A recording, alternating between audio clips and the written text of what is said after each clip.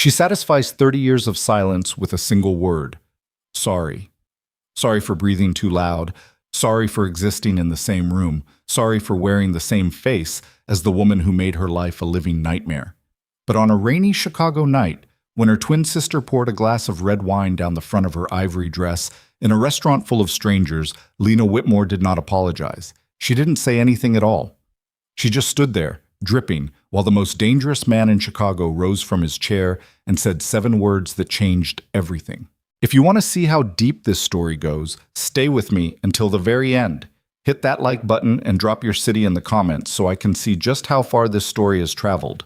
The rain started around 7, thick and relentless, the kind of downpour that turned Chicago's streets into black rivers reflecting neon and brake lights. Lena Whitmore stood inside the service entrance of the Monarch Hotel, clutching her coat against her chest like it could protect her from something worse than weather. She was early. She was always early. 30 years of conditioning had taught her that lateness invited attention, and attention invited punishment. The restaurant occupied the hotel's 42nd floor, a glass-walled cathedral of wealth where tables cost more than her monthly rent, and the waitstaff moved like ghosts trained to vanish between courses. She had not chosen this place. Vivian had. Vivian always chose. The restaurant, the time, the terms. Even tonight's dress code had arrived via text 3 hours earlier. Wear something nice for once. I mean, actually nice, Lena. Not your usual funeral aesthetic. Lena had put on an ivory silk dress she'd bought 2 years ago for an event she never attended. It still had the tags on it when she pulled it from the back of her closet. She'd cut them off with kitchen scissors, her hands trembling slightly, hating herself for the trembling and hating herself more for noticing it. The elevator climbed in silence. Her reflection stared back at her from the polished steel doors, pale skin, dark brown hair pulled into a low knot, cheekbones sharp enough to cast shadows. She looked exactly like Vivian. That was the cruelest part. Identical twins sharing the same architecture, but one of them had been declared the cathedral and the other the scaffolding. The hostess smiled when Lena gave her name. "Your sister hasn't arrived yet. Would you like to be seated?" "Yes, please." The table sat near the windows, overlooking a rain-blurred skyline that made the city look like a watercolor someone had left out in a storm. Lena ordered water. She folded her hands in her lap. She watched the door. 20 minutes passed, then 30. She could feel the familiar machinery of anxiety grinding inside her chest, the tightening breath, the racing calculations. She's not coming.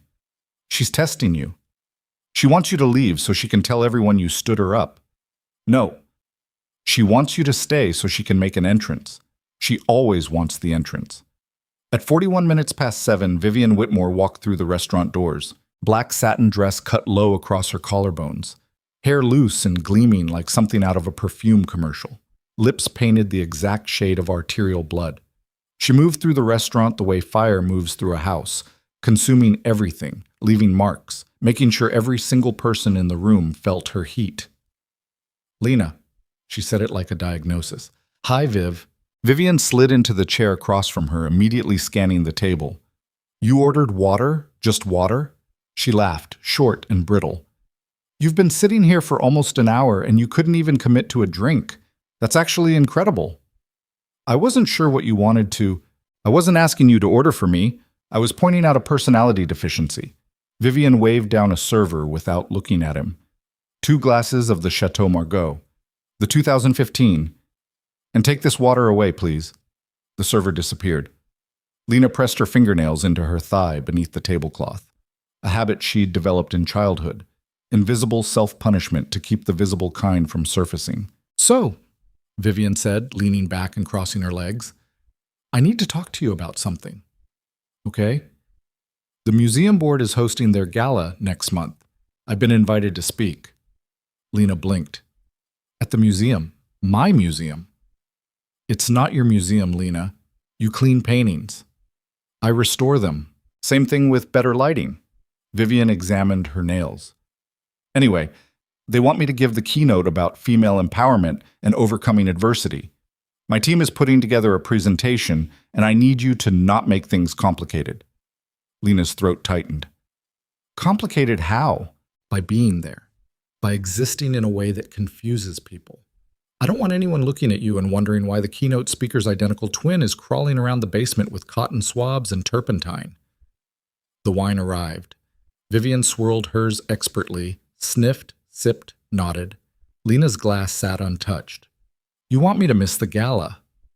I want you to not be a distraction. It's where I work, Vivian.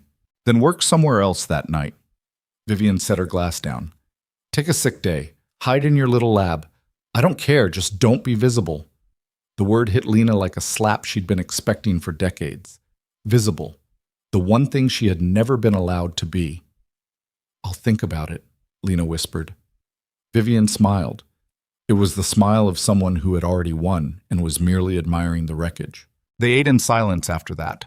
Or rather, Vivian ate, a perfectly plated sea bass she picked apart with surgical precision, while Lena pushed risotto around her plate and tried to remember what it felt like to have an appetite.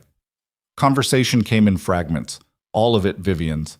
Updates on brand partnerships, a new supplement line launching in spring, a podcast interview that had gone viral.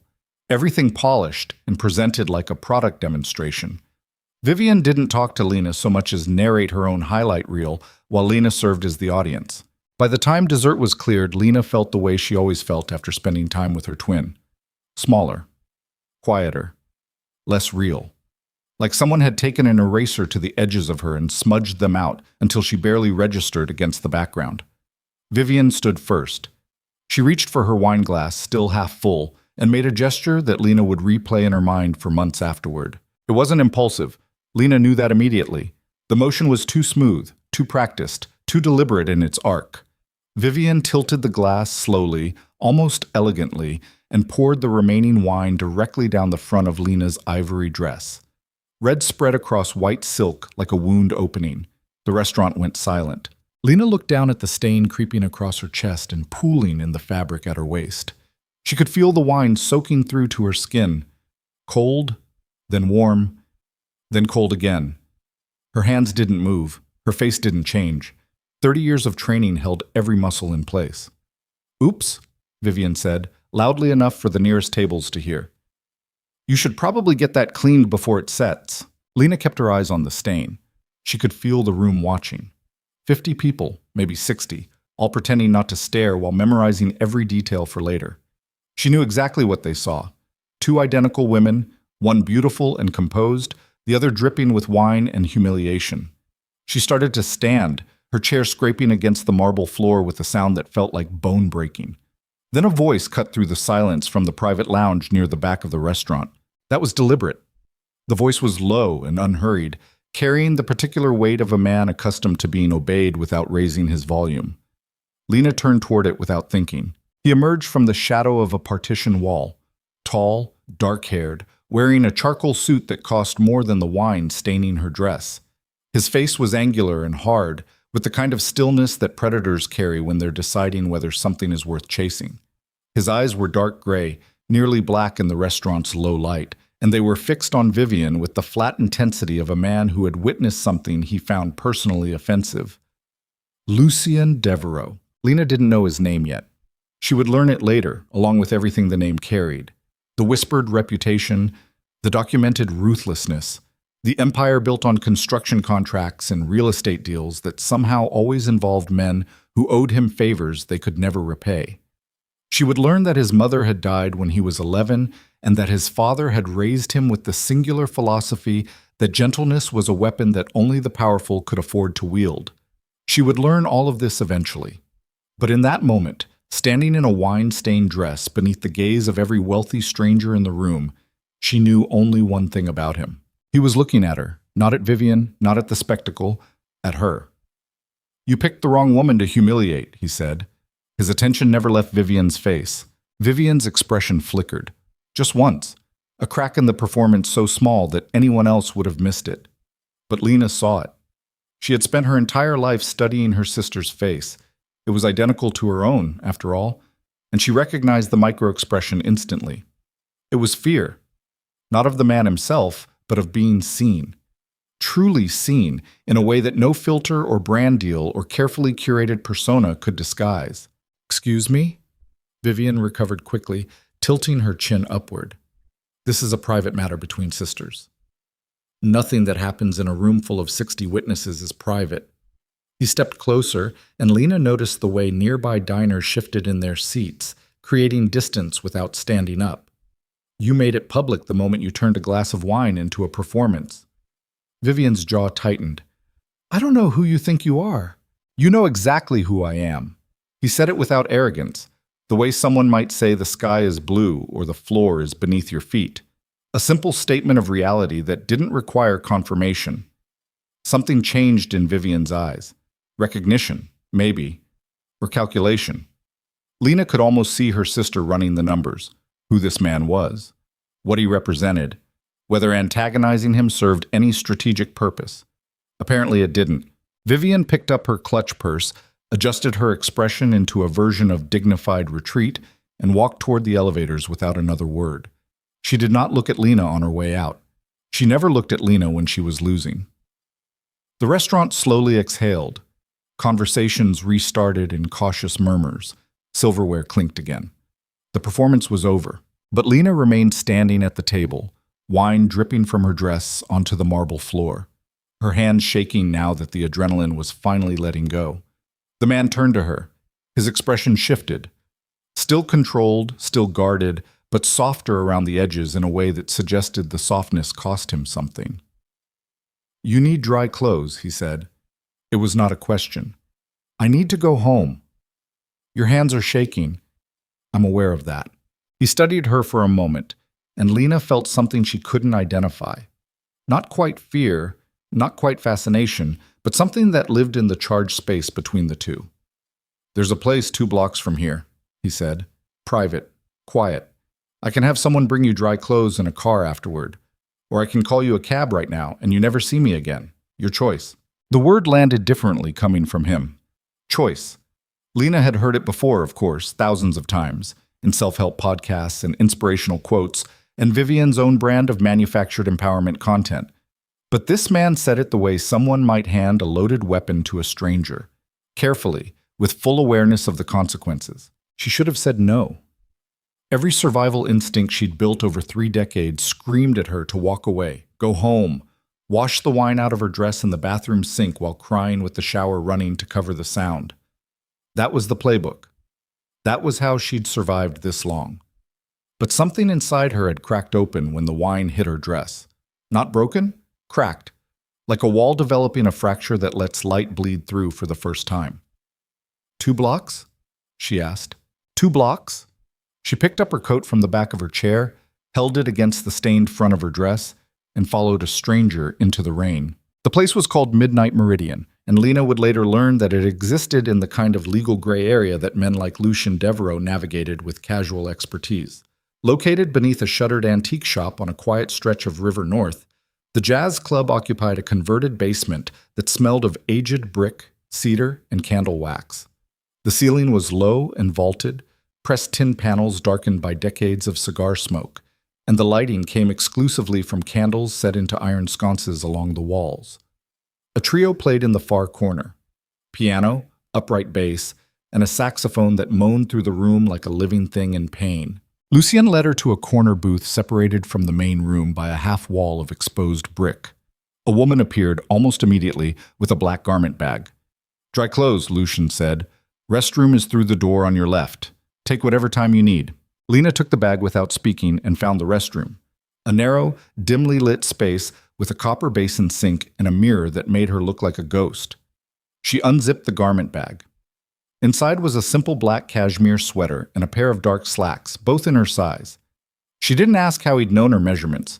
She was too tired to ask questions that might have answers she wasn't ready for. When she returned to the booth, her stained ivory dress folded inside the garment bag, Lucien was sitting with 2 drinks, bourbon, neat, both untouched. You don't have to drink it, he said. I ordered 2 because ordering 1 feels like a threat. She sat down across from him. The booth was deep and the jazz was loud enough to cover conversation without forcing anyone to shout. She picked up the bourbon and took a sip that burned its way down her throat like a small, controlled fire. Thank you, she said, for the clothes and for what you did. I didn't do anything. You said what I was thinking. He watched her over the rim of his own glass. What were you thinking? Lena pressed her lips together. The truthful answer was complicated and ugly and involved decades of accumulated rage that she'd compressed into a space so small inside her chest that she sometimes forgot it was there. The polite answer was nothing. She chose something in between, that I was tired of being the one who gets stained. Lucien set his glass down. Your sister. My twin. Lena said the word like it tasted bitter. We're identical. Same face, same hands, same voice. Different everything else. What does she do? She's an influencer, lifestyle brand, self-empowerment content. She teaches women how to find their voice while systematically destroying mine. She hadn't meant to say that last part. It came out raw and unedited, like something that had been sitting in her throat for years waiting for the exact right combination of exhaustion and bourbon to set it free. Lucien didn't react with surprise or sympathy. He simply nodded, as though she'd confirmed something he'd already observed. And you? I restore paintings at the Chicago Museum of Modern History. You fix things other people damage. Lena looked at him sharply. It was such a precise observation that it felt almost invasive, like he'd reached into her chest and read something carved on the inside of her ribs. I suppose that's one way to describe it. It's the only way to describe it. They sat in silence for a while after that, and Lena was surprised to find that the silence didn't feel hostile. With Vivian, silence was always a weapon. A pause before the next attack, a vacuum designed to pull confessions and weaknesses out of her. But Lucien's silence had weight without pressure. It simply existed, the way weather exists, without requiring anyone to justify it. I should go, Lena finally said. My driver will take you wherever you need. That's not necessary. It's raining, it's after midnight, and you're wearing borrowed clothes in a neighborhood you don't know. It's necessary. She wanted to argue. She was conditioned to refuse help, to minimize her needs, to insist she could manage even when she was drowning. But the bourbon had loosened something inside her, and the jazz was doing something else entirely, filling the empty spaces in her chest with sound that felt like permission. Okay, she said. Lucien pulled out his phone and sent a single text. Then he looked at her with that same controlled intensity, and Lena noticed something in his expression that she would think about for days afterward. It wasn't desire exactly. It wasn't pity. It was recognition. The look of someone who sees a person clearly, not the performance, not the mask, not the version curated for public consumption, but the actual, unedited, imperfect human being underneath all of it. Your sister is going to escalate, he said quietly. It wasn't a warning. It was a fact. I know, Lena said. And you're going to need someone who isn't afraid of her. Lena met his eyes. Are you offering? I'm stating a fact. What you do with it is your choice. There was that word again, choice, hanging in the air between them like a door she could walk through or away from. A driver appeared at the entrance. Lucien stood and offered his hand, not to pull her up, but palm open, waiting. Lena looked at it for a long moment. His fingers were scarred across the knuckles, the hands of a man who had built things and broken things in roughly equal measure. She took his hand and stood. Outside, the rain had softened to a mist that clung to streetlights and turned the city into something almost gentle. The car was black, anonymous, already running. The driver held the door without making eye contact. Thank you, Lena said again, standing in the gap between the club's entrance and the car. Don't thank me yet, Lucien said, and then quieter, almost to himself. You haven't seen who I am in daylight. She got into the car and didn't look back. But she didn't forget the way he'd said it. The next morning, Lena sat in the conservation lab on the museum's lower level, staring at a 17th century oil painting of a woman in a blue dress. The painting had arrived 3 weeks earlier with extensive water damage, blooming stains across the sky, micro-cracking along the woman's jawline, a section of canvas near the hem of the dress that had started to separate from the stretcher bars. Lena worked with a heated spatula and conservation-grade adhesive, pressing the canvas back together in millimeter increments, while the air around her smelled of mineral spirits and old linseed oil. It was the kind of work that required complete stillness, and Lena was grateful for that. Stillness was the only state in which her mind stopped replaying the previous night. The wine, the dress, the way Lucien's voice had cut through the restaurant's silence like a blade with no handle. Her phone buzzed. Then again. Then a third time.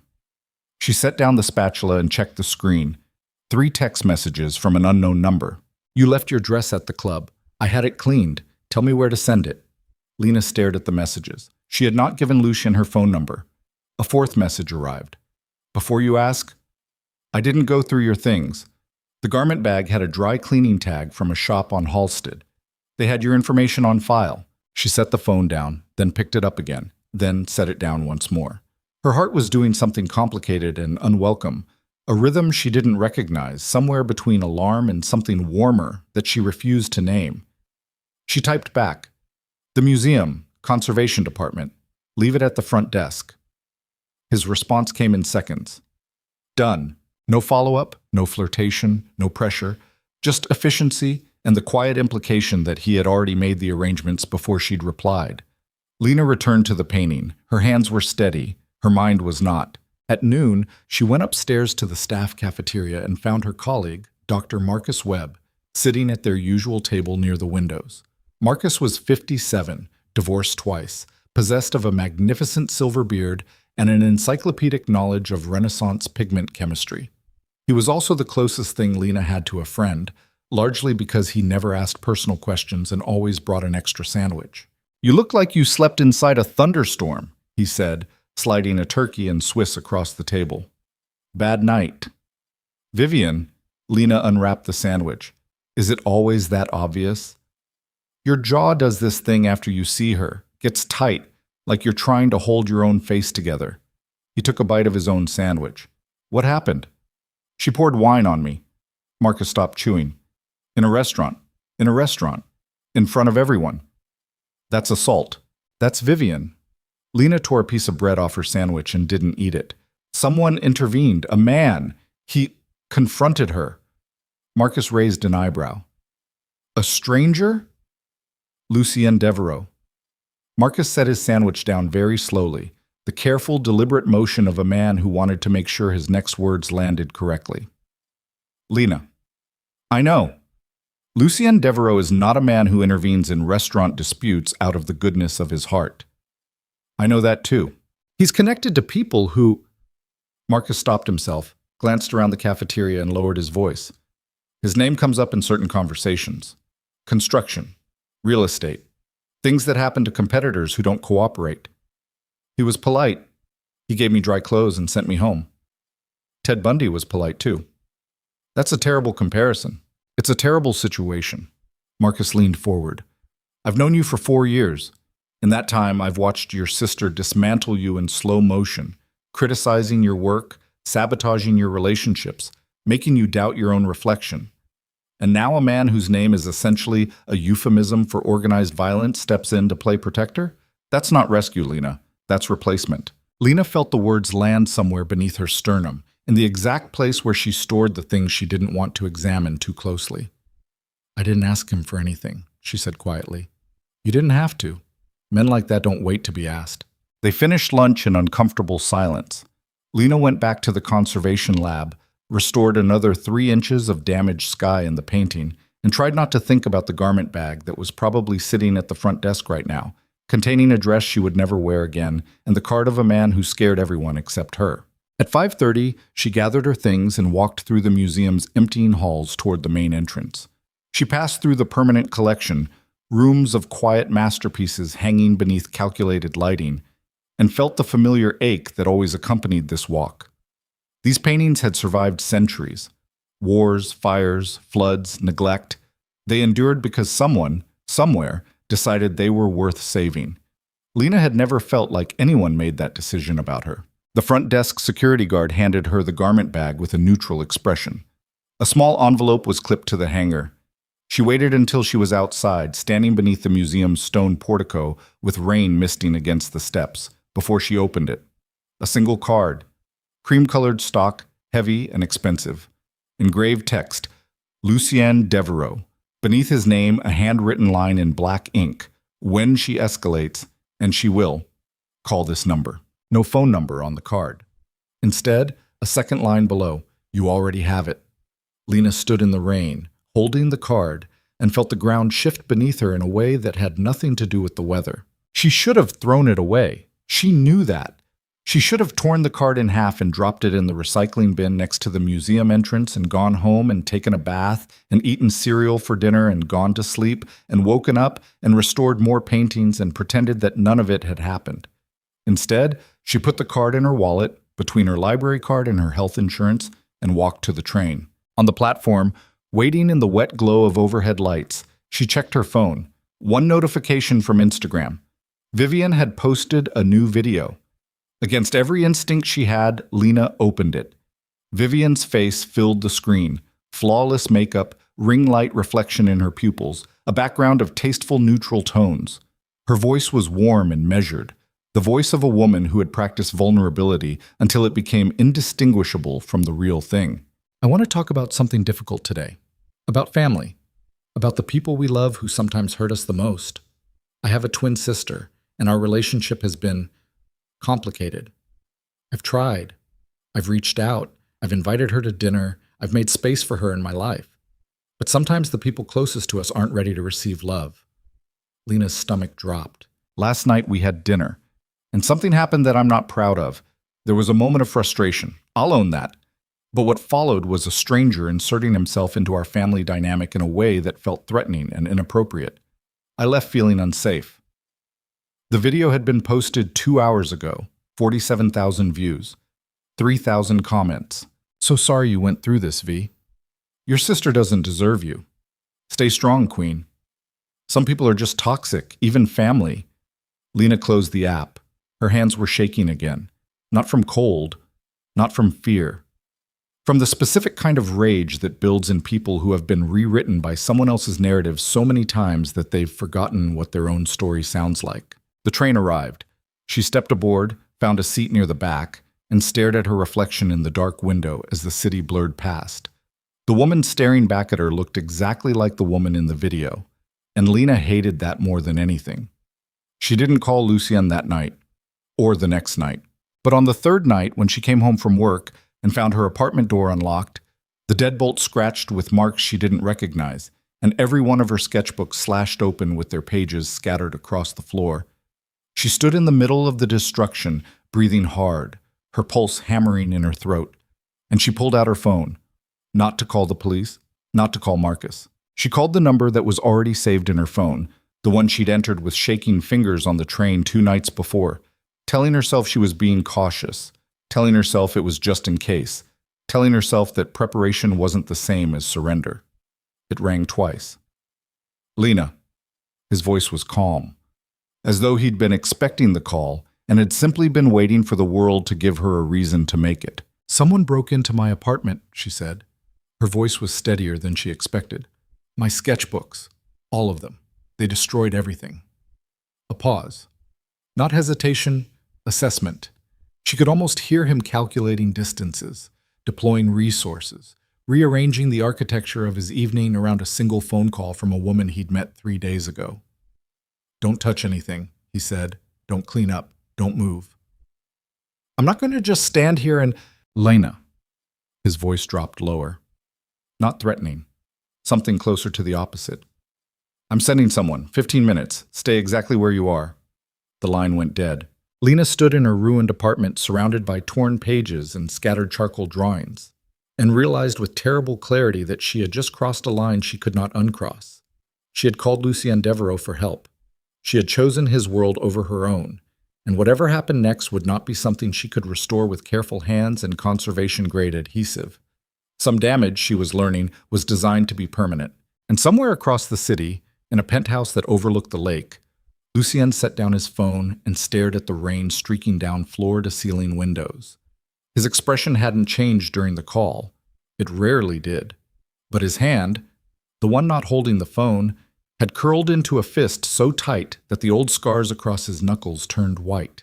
He picked up a second phone, a different one, the kind that didn't keep records. Roman, he said, I need you at an address in Lincoln Park, now. Then he stood, buttoned his jacket, and walked toward the elevator with the measured stride of a man who understood exactly what he was about to set in motion, and had decided with absolute precision that it was worth every consequence that followed. Roman Vale arrived in 11 minutes. Lena heard the footsteps before she saw the man. Heavy, deliberate, the kind of stride that didn't announce itself so much as occupy space like a warning. The hallway outside her apartment creaked under his weight, and then a shadow filled the doorway. He was enormous, not tall in the way that models are tall, stretched and angular, but tall in the way that door frames become problems. Wide shoulders, thick neck, hands that looked capable of bending steel pipe without significant effort. His head was shaved close to the scalp, and a scar ran from just below his left ear to the hinge of his jaw, pink and smooth, the kind of scar that came from something sharp moving fast. His eyes swept the apartment in 3 seconds flat. The torn sketchbooks, the scattered pages, the charcoal drawings crumpled and stomped on, and his expression didn't change at all. "You, Lena?" "Yes." "Roman, don't touch anything. I already called our team." "What team?" He didn't answer. Instead, he pulled out a phone, snapped photographs of the door frame, the lock, the scratch marks around the deadbolt, and then moved through the apartment with a methodical calm that told Lena he had done this exact thing many times before. He checked the windows, checked the fire escape, opened the bathroom door with his elbow, and scanned the ceiling corners. "No cameras," he said. "That's good and bad." "What does that mean?" "Good because they didn't plant surveillance. Bad because we don't have footage of who did this." He stopped in front of the wall nearest her bed. "Is that new?" Lena followed his gaze. Written across the wall in her own lipstick, a shade she recognized immediately, a muted rose she kept on the bathroom counter, were 2 words, "Stay small." Her knees buckled. Not from fear, from recognition. That phrase had lived inside her head for 30 years, unspoken, invisible, a commandment so deeply embedded that she had obeyed it without ever hearing it said aloud.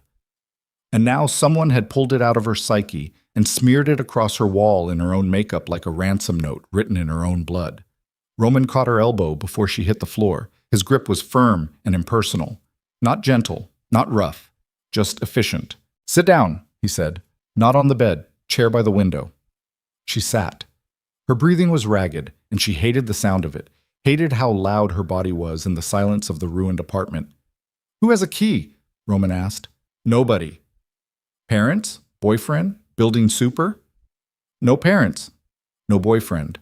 The super has a master, but it's a different lock." "Your sister?" Lena closed her eyes. "She had one, years ago. I changed the locks." "Changed them yourself or hired someone?" Vivian recommended a locksmith after I told her I wanted the locks replaced." Roman's expression shifted, just barely, the faintest tightening around his eyes that said he'd already assembled the picture and didn't like what he saw. "So your sister recommended the locksmith who made the new key," he said flatly, "which means she might have a copy." Lena pressed her palms against her thighs. The logic was so obvious, so sickeningly simple, that she wanted to scream. Of course Vivian had a copy. Of course she'd volunteered the locksmith, offered the help, smiled while handing over the business card, knowing that generosity was just another form of access. "Yeah," Lena said. "She might." Roman made a call, spoke in short, clipped sentences that Lena couldn't quite parse. Something about a forensics crew, a locksmith, a name she didn't recognize. He hung up and stood near the door like a sentry. "Lucien's on his way," he said. "He doesn't need to come here."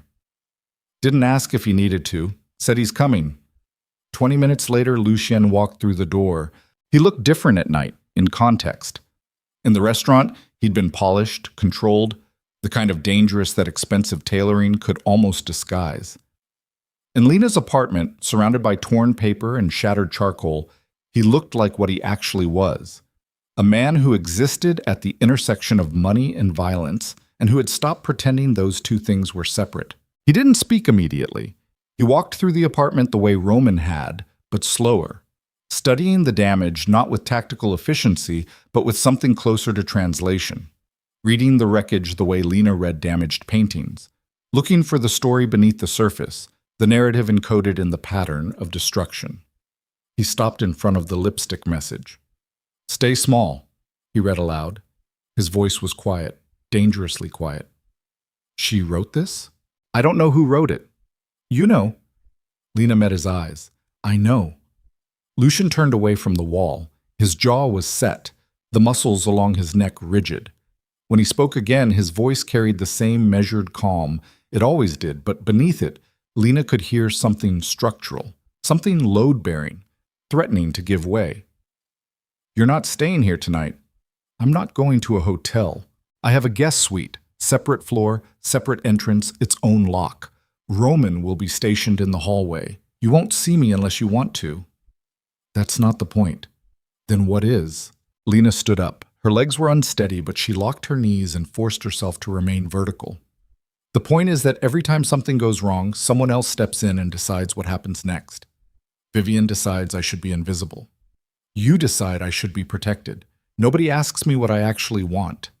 The words hung in the room like smoke. Lucian studied her, not with the flat tactical assessment she'd seen him give the apartment. Something different.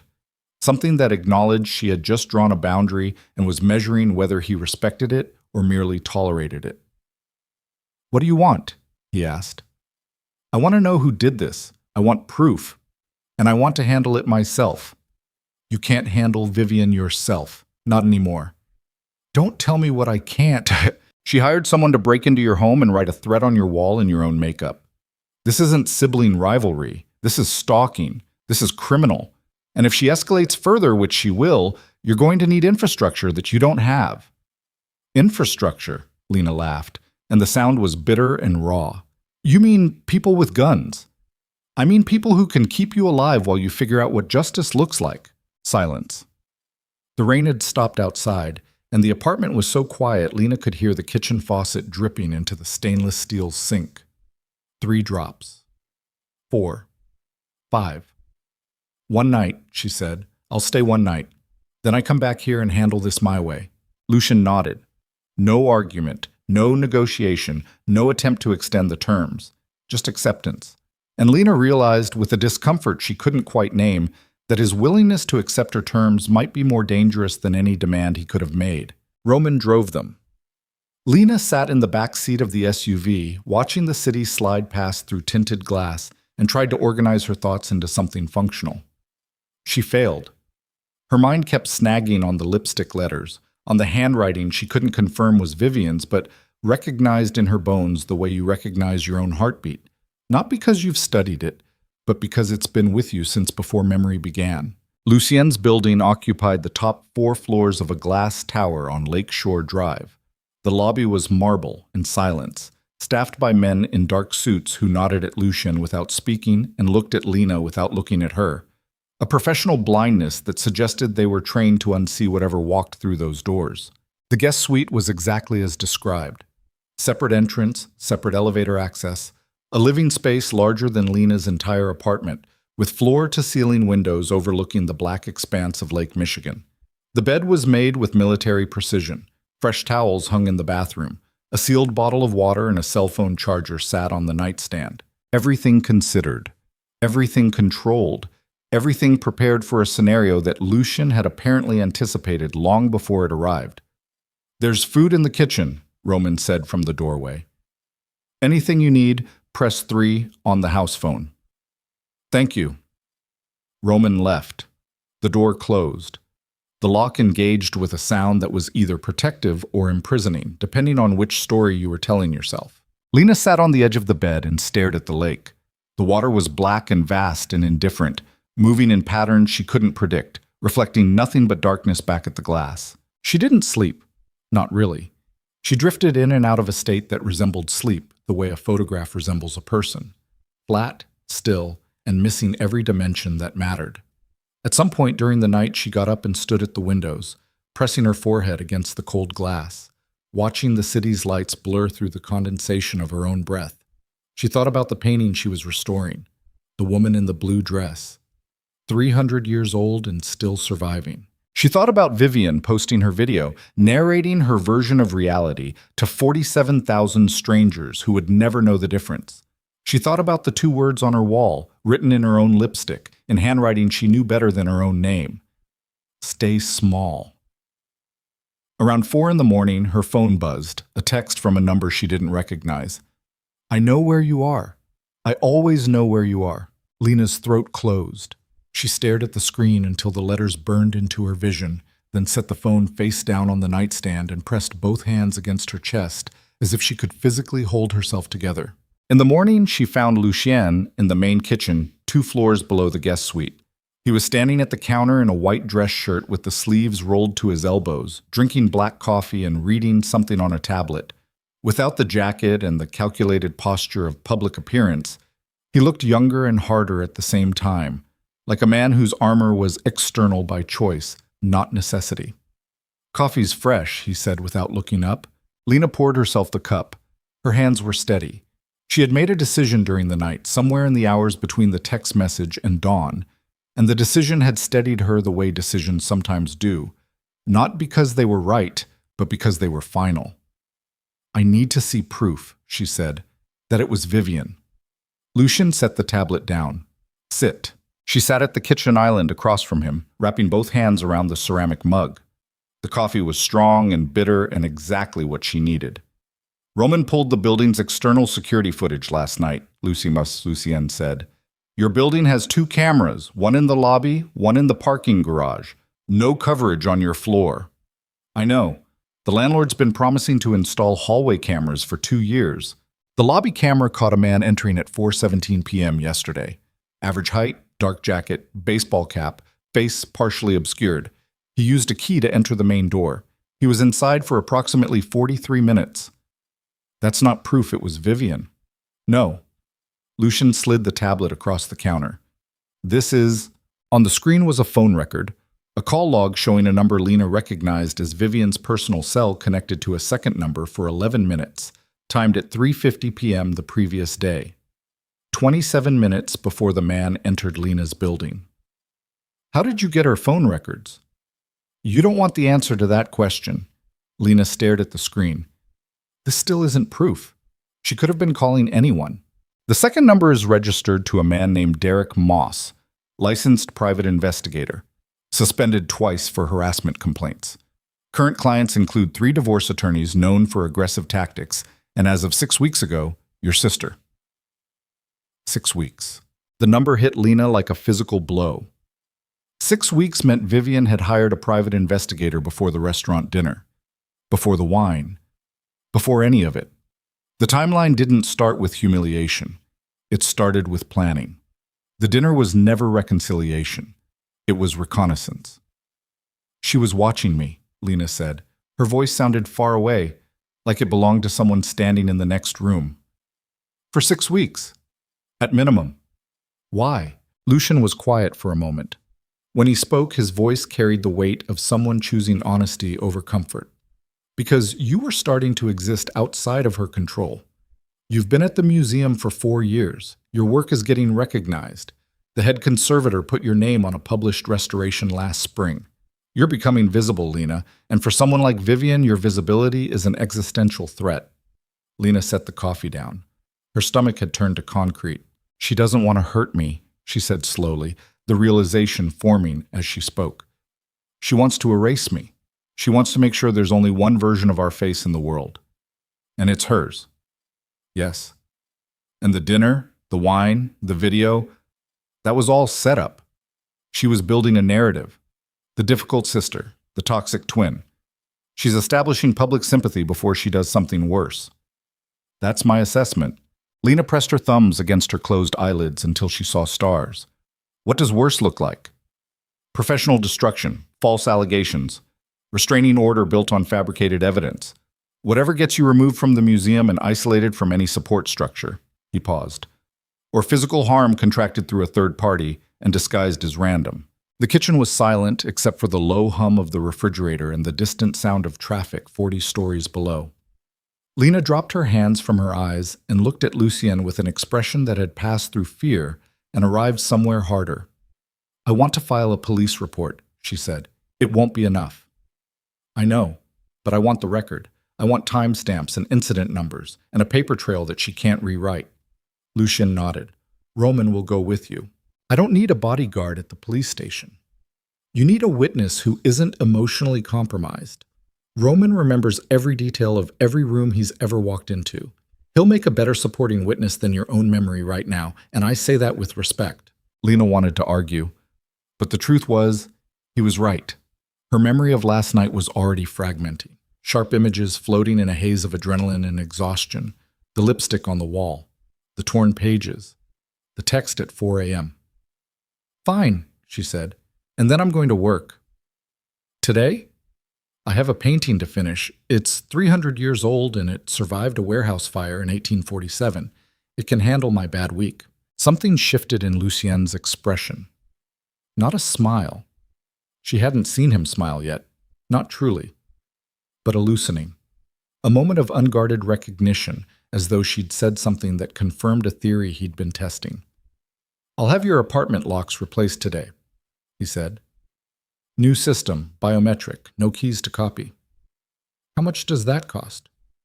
"Less than what your sister has already spent trying to destroy you." Lena finished her coffee, set the mug in the sink, and walked toward the elevator. At the threshold, she stopped and turned back. "Lucien?" He looked up from the tablet. "The text I got last night. At 4 a.m. it said, 'I know where you are. I always know where you are.'" She held his gaze. "If she knows I'm here, in your building, then she knows about you. And whatever you are outside of this kitchen, whoever you are when you're not making coffee and installing locks, she's going to use that against both of us." Lucien's expression didn't change, but his hands, resting flat on the granite countertop, curled slowly, fingers drawing inward until his knuckles whitened. "Let her try," he said. Lena shook her head. "That's not what scares me." "What scares you?" She looked at him, really looked, past the suit and the posture and the controlled calm, and saw the thing she'd been avoiding since the night in the jazz club, the thing Marcus had warned her about, the thing she already knew but hadn't been ready to say out loud. "What scares me is that part of me wants her to. Part of me wants her to come after you so that you do whatever it is you do, so that someone finally hurts her back. And that part of me, the part that wants violence done on my behalf, is the part of me that's most like her." She stepped into the elevator and the doors closed before he could respond. The police station on West Addison smelled like burnt coffee and floor wax, and the particular desperation of people who had nowhere else to go. Lena sat in a plastic chair next to Roman, who filled out nothing and touched nothing but stood near her like a wall with a pulse, while a detective named Sonia Holt took her statement. Holt was mid-40s, short-haired, with reading glasses she wore pushed up on her forehead and only pulled down to examine photographs. She asked thorough questions without warmth or judgment, typing everything into a battered laptop with keys so worn the letters had rubbed off. "And you believe the individual responsible for the break-in was hired by your sister, Vivian Whitmore?" "I believe she coordinated it, yes." "Based on?" Lena hesitated. The phone records Lucien had shown her were almost certainly obtained illegally. If she cited them, the detective would ask how she got them, which would lead to Lucien, which would lead to questions about his methods that Lena couldn't answer without implicating him. "Based on a pattern of behavior," Lena said carefully, "escalating harassment over several years. And the message written on my wall, 'Stay small,' is a phrase with personal significance between my sister and me." "Can you elaborate?" It was something our mother used to say. To me. When Vivian was performing or being praised, our mother would tell me to stay small, to not compete, to let Vivian have the spotlight. Vivian is the only other person alive who knows that phrase in that context. Holt pulled her glasses down and looked at Lena over the rims. "I'm going to be honest with you, Ms. Whitmore. What you're describing is serious, but without physical evidence linking your sister directly, fingerprints, DNA, digital communication, what we have right now is a break-in with a threatening message and a theory about motive." "I understand. We'll process the scene and investigate, but I'd recommend documenting everything going forward. Texts, emails, social media posts, any contact, keep a log." "I will." "And Ms. Whitmore?" Holt closed the laptop. "If your sister contacts you directly, do not engage. Don't respond, don't confront, don't give her anything she can use. People who escalate like this are looking for reaction. Starve her of it." Roman drove Lena to the museum afterward. She didn't speak during the ride, and he didn't try to fill the silence. When they reached the museum's staff entrance, he handed her a small black phone. "Secure line," he said. "Lucien's number is programmed. So is mine. Your regular phone is compromised. Moss probably cloned it weeks ago. Use this for anything sensitive." Lena took the phone. It was light and plain, the kind of device that existed specifically to be invisible. Roman. Yeah. What does Lucien do? Actually do? Roman looked at her with flat, steady eyes. He solves problems. What kind of problems? The kind that other people create and can't fix themselves. He drove away, and Lena stood at the staff entrance holding two phones, one compromised, one clean, and felt the strange vertigo of existing in two worlds simultaneously, neither of which she had chosen, but both of which now claimed her. Inside the conservation lab, she put on her work gloves, positioned the heated spatula, and returned to the painting. The woman in the blue dress stared back at her with 300-year-old eyes that had seen the inside of a fire and survived. Lena worked for 6 hours straight. She didn't eat. She barely drank water. The work consumed her completely. Millimeter by millimeter, layer by layer, coaxing damaged pigment back to life with hands that were steady even when nothing else about her was. At 4 o'clock, Marcus appeared in the lab doorway. "There's a man upstairs asking for you." Lena's spatula froze mid-stroke. "What man?" "He says his name is Derek Moss. Says he's a private investigator, and he has information about a security matter involving your residence." The name hit her like a gut punch. Derek Moss, Vivian's PI, the man whose phone number appeared in those records 27 minutes before someone broke into her apartment. "He's here?" Lena's voice dropped. "In the museum? Standing at the front desk right now. Security's with him. He looks legitimate. Badge, business cards, the whole setup, very polite." Marcus paused. Too polite. Lena pulled off her gloves. Her heart was hammering, but her hands, trained by years of work that punished the smallest tremor, remained still. "I'm going up." "Lena, you don't have to eat. I know I don't have to." She climbed the stairs from the basement lab to the main floor, each step feeling like a countdown. The museum's afternoon light fell through skylights in long, golden rectangles across the marble floors. Tourists drifted past Renaissance sculptures without looking at them. A school group clustered near the Egyptian wing, their voices high and careless. Derek Moss stood near the security desk in a gray sport coat and khaki pants, holding a manila envelope. He was average in every conceivable way. Medium height, medium build, brown hair, forgettable face. The kind of man designed by profession to disappear into crowds and take notes from the margins. "Ms. Whitmore?" He extended his hand. His smile was practiced and warm and completely hollow. "Derek Moss, I'm a licensed investigator. I've been retained regarding a security matter that may involve you, and I wanted to introduce myself." Lena did not shake his hand. "Retained by whom?" "I'm not at liberty to disclose my client's identity, but I want to assure you that my work is conducted within full legal boundaries, and that my only interest is the safety and well-being of all parties involved." The words were so polished, so carefully constructed, that Lena could almost hear the legal team that had drafted them. "You broke into my apartment." Moss's smile didn't waver. "I'm sorry?" "Or you sent someone who did. Yesterday afternoon, 43 minutes inside my home. Ring any bells?" "Ms. Whitmore, I understand you've experienced a difficult situation, and I'm here to help clarify. You're here because Vivian sent you, because she wants me to know I'm being watched, because the break-in wasn't enough, and the text at 4 a.m. wasn't enough, and now she wants to put a face on the surveillance so I understand that there's nowhere I can go that she can't reach." Moss's smile finally cracked. "Not much. Just a hairline fracture in the performance that revealed something cold and professional underneath."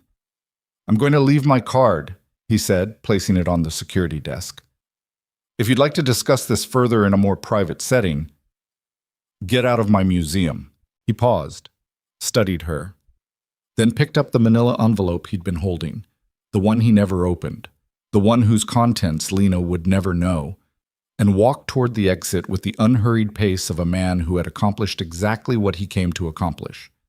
Lena stood at the security desk, shaking. Not with fear, with rage. She pulled out the secure phone Roman had given her and typed a single message. "He came to my workplace. Vivian's PI. He stood in my museum and smiled at me." Lucien's response came in 8 seconds. "Don't go home tonight. Come to the lake house. We need to talk about what happens next." Lena stared at the message. She could feel it. The gravitational pull of Lucien's world. the slow-motion collapse of the boundary between his life and hers. Every step she took toward him was a step away from the version of herself that believed silence and patience and invisibility would eventually be enough. That version of herself was dying. And the woman replacing her was someone Lena didn't fully recognize yet. Someone harder, someone angrier, someone who looked at a man like Derek Moss and felt not terror but the cold, calculating clarity of a person who has finally decided to stop surviving and start fighting. She typed back, "I'll be there by 7. Then she went back downstairs, put on her gloves, and returned to the woman in the blue dress. But this time, as she worked, her hands moved differently, not more carefully, more deliberately, like she was no longer restoring damage, like she was preparing for war. At 6:15, as Lena was cleaning her tools and locking the lab for the night, her personal phone, the compromised one, but buzzed with a notification. An email from the museum's Human Resources Department marked urgent. Dear Ms. Whitmore, this correspondence is to inform you that the Office of Human Resources has received a formal complaint alleging professional misconduct, including the mishandling of protected artifacts and potential violations of conservation protocols. An internal investigation will commence effective immediately. You are requested to refrain from accessing the conservation laboratory until further notice. Pending review, your security clearance has been temporarily suspended." Lena read the email 3 times. Each time, the words became less real and more devastating, like a wound that doesn't hurt until you look down and see the blood. She knew who filed the complaint. She knew it was fabricated. She knew the timing was surgical, precisely calibrated to strip away the last piece of her life that Vivian hadn't already touched. The museum was her sanctuary. The lab was her language. The paintings were the only things in her life that she could save, and now that was gone too. Lena sat down on the lab floor, her back against the supply cabinet, and stared at the ceiling. She didn't cry. She was past crying. She was in the territory beyond tears, the barren landscape where grief and fury become indistinguishable, and the only remaining question is not whether you break, but what shape the breaking takes. She pulled out the secure phone. They suspended me from the museum. Vivian filed a false complaint. I have nothing left. Lucien's reply was immediate. You have me. Come to the lake house. Now. Lena stood up. She removed her lab coat, folded it neatly over the back of her chair, and placed her hands flat on the work table where the woman in the blue dress lay unfinished beneath conservation lights. I'll come back for you, she whispered. Then she walked out of the museum into the Chicago evening and toward the car that was already waiting at the curb. Engine running, headlights cutting through the gathering dark like the eyes of something that had been watching her all along. The lake house was not a house. It was a fortress wearing glass. Set on a bluff overlooking Lake Michigan, 20 miles north of the city, the structure rose from the shoreline like something that had grown out of the rock rather than been built on top of it. Floor-to-ceiling windows wrapped every wall, turning the interior into a fishbowl of controlled luxury. Polished concrete floors, minimal furniture, the kind of deliberate emptiness that only obscene wealth could afford. Outside, the lake was black and moving, waves slapping against the stone foundation with a rhythm that sounded almost like breathing. Roman dropped Lena at the front entrance and disappeared into the darkness without a word. The door was unlocked. She stepped inside and found Lucien standing in the main room, his back to her, staring out at the water. He was holding a glass of something amber and untouched, and the reflection in the window showed a face stripped of its public composure. Jaw tight, eyes hard, the face of a man running calculations that all ended in violence. They suspended me, Lena said from the doorway. I know. I got the details while you were in the car. How? He turned around. I have contacts on the museum's board of directors. The complaint was filed anonymously through an online portal, but it referenced specific restoration projects, conservation protocols, and lab access schedules that only someone with inside knowledge would have. Vivian doesn't know anything about conservation. No, but Derek Moss spent 6 weeks building a file on you. He knows your work schedule, your procedures, your lab assignments, everything he'd need to draft a credible complaint and file it in your sister's name. Lena dropped her bag near the door and walked toward the windows. The lake stretched out below, enormous and indifferent, and for a moment she envied it. The ability to exist at scale without caring about the small, vicious creatures crawling along your edges. I can fight the complaint, she said. My record is clean. Marcus will vouch for me. The head conservator knows my work. The complaint isn't designed to succeed, Lena. It's designed to isolate you. While you're fighting the investigation, you're out of the lab, out of the building, out of the one place that gives you stability. That's the point. She's dismantling your infrastructure. You keep using that word, infrastructure, because that's what this is. War isn't about destroying people. It's about destroying the systems that keep them standing. Your apartment, your workplace, your reputation, your sense of safety. She's taking them apart one by one, and she's doing it systematically, which means she has a plan, and we are behind it. Lena pressed her forehead against the cold glass. Her breath fogged the window, obscuring the lake, and for a second she existed in a world with no horizon. "What's my move?" she asked. Lucien set down his glass. "We build a trap. We give Vivian an opportunity she can't resist, a controlled environment where she believes she's winning, and we record everything." Record what? Her confession, her motives, everything she's done and everything she's planning to do, in her own voice on camera. She'll never confess to anything. She will. Because the one thing Vivian cannot resist is performing her superiority over you. If we create the right stage, she'll walk onto it voluntarily and tear off her own mask. Lena turned away from the window. Lucien was watching her with that same expression, controlled, intense, evaluating. But there was something else underneath it now, something that looked almost like worry. "You're asking me to bait my own sister," Lena said. "I'm asking you to give her the confrontation she's been engineering since birth, on your terms instead of hers." "What if she doesn't take the bait?" "She will. I know her type. I've spent my entire career across tables from people exactly like Vivian. People who believe their performance is flawless, who confuse the audience's silence with agreement, who mistake the absence of confrontation for victory. They always take the bait because they believe they're smarter than the trap." Lena was quiet for a long time. Outside, the wind picked up, sending waves higher against the bluff, and the house creaked in its bones the way old structures do when the weather pushes against them. "Where?" she asked. "Here. The lake house. Every room is wired, security cameras, audio feeds, all recording to a remote server. I'll have detectives from an outside firm stationed in vehicles on the property road. When she confesses, they'll have it in real time." "And you?" "I'll be in the surveillance room downstairs, watching." "Not in the room with me?" "If I'm in the room, she'll perform for me instead of exposing herself to you. Vivian needs to believe she's alone with you. That's when the mask comes off." Lena sat down on the arm of a low leather chair and stared at the concrete floor. She was thinking about the woman in the blue dress, the painting she'd been restoring for weeks, the one she'd promised to come back for. That painting had survived a fire in 1847. The canvas had blistered, the varnish had blackened, the pigments had cracked along stress lines that mapped the heat's path through the warehouse. But the woman in the painting was still there, still visible, still surviving. "Okay," Lena said. "I'll do it." Lucien exhaled. Not relief, release. Like a man who'd been holding a position for too long and was finally allowed to move.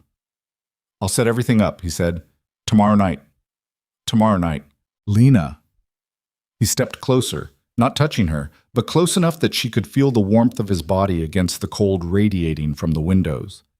"When she comes, when she's standing in front of you saying the things she's always wanted to say, you cannot react, you cannot flinch, you cannot give her the satisfaction of knowing she's hurting you. The camera needs her unmasked, and that only happens if she believes she's winning. I've spent 30 years letting her believe she's winning. One more night won't kill me." Something crossed his face, pain maybe, or the recognition that Lena had just said something about her own life that should never have been true. "Get some rest," he said quietly. "You're going to need it." He left the room. His footsteps faded down the hallway, and then a door closed somewhere deep in the house, and Lena was alone with the lake and the darkness and the slow, steady terror of what she had agreed to do. She did not sleep. The next day passed in a blur of preparation that felt like watching someone build a stage for her own execution. Roman's team swept the house twice, testing camera angles, checking audio levels, confirming that every microphone picked up whispered conversation from every corner of every room. Lucien coordinated with outside investigators by phone, his voice low and precise, speaking in the clipped shorthand of a man accustomed to operations that existed outside conventional boundaries. Lena spent most of the day sitting on the back terrace overlooking the lake. She didn't eat. She drank black coffee until her hands trembled, and then she stopped. She ran through the conversation in her head. What she'd say, how she'd steer Vivian toward confession without making it feel staged, and every rehearsal ended the same way, with Vivian seeing through the trap and turning it against her. At 4 o'clock, she texted Vivian from her personal phone. "We need to talk. Just us. No cameras, no followers, no audience. I'll send you an address." Vivian's response came in 11 minutes. 11 minutes of calculated delay, long enough to suggest indifference, short enough to reveal hunger. "Fine. When?" "Tonight, 8 p.m. I'll be there." Lena stared at the exchange. 3 text messages, 14 words. And behind them, the machinery of a lifetime of damage grinding toward a confrontation that would either save her or destroy what was left. At 7:30, Lucienne appeared at the terrace door. "She's on her way. My people tracked her car on the expressway 10 minutes ago." "How does she even know where this place is?" "She doesn't. I sent directions from a spoofed number linked to your phone's profile. She thinks it came from you." Lena stood up. Her legs felt wooden, disconnected from the signals her brain was sending. She walked inside and caught her reflection in the glass wall, pale, drawn, wearing the same black cashmere sweater Lucian had given her the night of the restaurant. She looked like a woman waiting for a verdict. "Lucienne." He stopped at the threshold of the hallway that led to the surveillance room. "If she says something I can't hold, if she goes somewhere that breaks me, what do I do?" He turned. His expression was stripped bare in a way she hadn't seen before. The controlled mask dissolved by something that looked dangerously close to fear. "You hold," he said, "because the woman who walked into that restaurant in a wine-stained dress and didn't cry in front of 60 strangers, she can hold anything." Then he was gone, and Lena was alone in the glass house, standing in the center of the main room like bait placed inside a trap she had helped design. Vivian arrived at 8:12. She came through the front door without knocking, an entrance, always an entrance, wearing white, a fitted white blazer over a white silk top, white pants, white heels, dressed like innocence incarnate. Lena recognized the costume immediately. Vivian wore white when she wanted to make someone else feel dirty. "Nice place," Vivian said, scanning the room with a performance of casual admiration that didn't quite reach her eyes. "Let me guess, it belongs to your new boyfriend, the scary one from the restaurant." "Sit down, Viv." "I prefer to stand." She walked to the windows, heels clicking against concrete, and looked out at the lake. "You wanted to talk, so talk." Lena had rehearsed this. She had prepared careful questions designed to lead Vivian toward admission without revealing the trap. But standing here, in the same room as the woman who had spent 30 years dismantling her atom by atom, every rehearsed word evaporated from her memory like water on a hot surface. So she said the only thing left. "Why?" Vivian turned from the window. "Why what? Why do you hate me?" The question landed in the room like a grenade with a delayed fuse. Vivian's expression flickered, surprise, then recovery, then the careful rearrangement of features into something resembling compassion. "I don't hate you, Lena. I worry about you. You've been spiraling lately, isolating yourself, attaching to a dangerous man, making accusations. Someone broke into my apartment. Someone destroyed my sketchbooks. Someone wrote 'Stay small' on my wall in my lipstick. Someone filed a false complaint with the museum and got me suspended. And you think I did all that? I know you did." Vivian's eyes hardened, just slightly. A shift so small that anyone who hadn't spent 30 years studying that face would have missed it entirely. "You sound paranoid. I sound awake. For the first time in my life, I sound awake." Vivian took a step closer. Her perfume reached Lena first. Something expensive and floral and aggressive, a scent designed to claim territory. "You want to know why I worry about you? Because this is exactly what you do. You build these little victim narratives where everyone's against you and you're the long-suffering martyr. You've been doing it since we were kids. Mom saw it. Dad saw it. Everyone saw it except you. Mom told me to stay small. Mom told you to be realistic. She told me to stay small so you could stay big. Those were her exact words, Vivian. Stay small so your sister can shine." Vivian's mask cracked. Not all at once. It happened in stages, like ice breaking across a frozen lake. First the eyes went cold, then the jaw tightened. Then the voice dropped into the register that Lena recognized from childhood. The low, venomous tone that Vivian only used when no one else was listening. And what was wrong with that? You had nothing. No talent, no ambition, no personality. You were born second, and you've been second ever since. I was doing you a favor by being the one people looked at, because if they ever looked at you, really looked, they'd see exactly what I see. Nothing. The word hit Lena in the center of her chest, not because it was new, because it was the oldest wound she had, finally spoken aloud by the person who had carved it. You hired Derek Moss, Lena said. Her voice was barely above a whisper. 6 weeks before the restaurant, you were watching me. I was protecting myself. From what? From you becoming a problem. Vivian's composure was gone now, replaced by something raw and true and ugly. You started getting attention at that museum. People started saying your name like it mattered. And you have my face, Lena. My face. Every time someone looks at you and sees talent or kindness or whatever pathetic quality they think they see, they're stealing that from me. It's my face, too. It was never your face, it was always mine. You're the copy. You've always been the copy. I'm your twin. We're identical. We are not identical. Vivian stepped so close that Lena could see her own reflection in her sister's pupils. I am the original. You are the shadow. And shadows don't get to step into the light. The surveillance room was 2 floors below, and Lucien was standing inches from the monitor, his hands braced against the desk, every muscle in his body locked in the specific rigidity of a man restraining himself from physical action. Roman stood behind him, watching the same feed, his face carved from granite. She's confessing, Roman said quietly. She's not done. Lucien's voice was strained. She hasn't talked about the kidnapping attempt. What kidnapping attempt? Lucien didn't answer.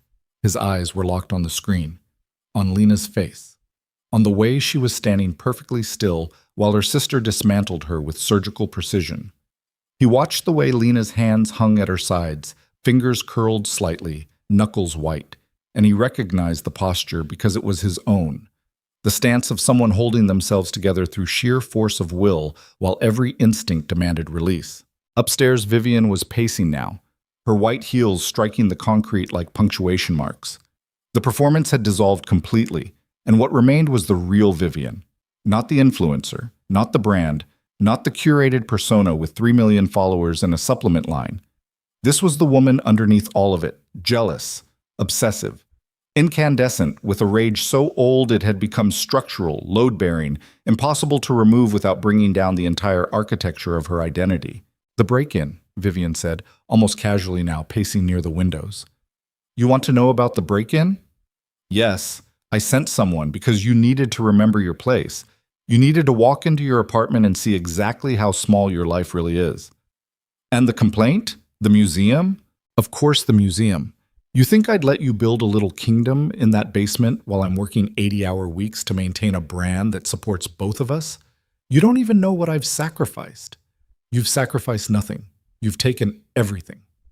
Vivian stopped pacing. She turned to face Lena with an expression that had moved beyond anger into something colder and more permanent. And I'll keep taking, she said, because that's what I do. That's what I've always done. And you'll let me, because you always do. Then she reached out and slapped Lena across the face. The sound was sharp and obscene in the empty room, a crack of skin against skin that echoed off the glass walls. Lena's head snapped sideways. Her cheek burned. She tasted copper where her teeth had cut the inside of her lip. In the surveillance room, Lucien lunged for the door. Roman blocked him. Not gently, physically, with 240 pounds of trained muscle planted between Lucien and the stairwell. She told you to wait, Roman said. She told you to wait. And you said you would, so wait. Lucien's breathing was ragged, animal, the sound of a man whose every instinct was being contradicted by a promise he'd made to the only person whose opinion he valued. His hands shook. His jaw was locked so tightly that Roman could hear his teeth grinding. Upstairs, Lena straightened slowly. She raised one hand to her burning cheek, touched it once, and let her hand drop. Blood was forming at the corner of her mouth, a thin crimson line that ran down her chin like a crack in porcelain. She looked at Vivian, not with fear, not with submission, not with the downcast eyes and shrunken posture that had defined every encounter between them since childhood. She looked at her sister with the flat, measured calm of a woman who has finally seen the bottom of a well she'd been falling into for 30 years, and discovered that the bottom was solid ground. "Are you done?" Lena asked. Vivian blinked. The question confused her. It was not the reaction she was programmed to receive. In their lifelong dynamic, a slap produced flinching, tears, apologies, retreat. Calm inquiry was not in the script. "Are you... what?" "I asked if you're done, because if you are, I have something to tell you." Vivian stared at her. Something shifted behind her eyes. Not recognition, not yet, but the first embryonic awareness that the rules of engagement had changed without her permission. "Every camera in this house has been recording since you walked through the door," Lena said. "Every word you've said tonight is on file. The stalking, the break-in, the complaint, the slap, everything." The color drained from Vivian's face in real time, like watching paint stripped from a canvas. "You're lying." "I'm not. And right now, outside on the property road, there are 2 vehicles with private detectives who have been listening to this entire conversation live." Vivian's head turned. She looked at the ceiling, the walls, the corners of the room, searching for cameras she hadn't noticed, equipment she'd walked past without seeing, the architecture of a trap that had been waiting for her since before she arrived. "You set me up," Vivian whispered. "No," Lena said. "You set yourself up 30 years ago.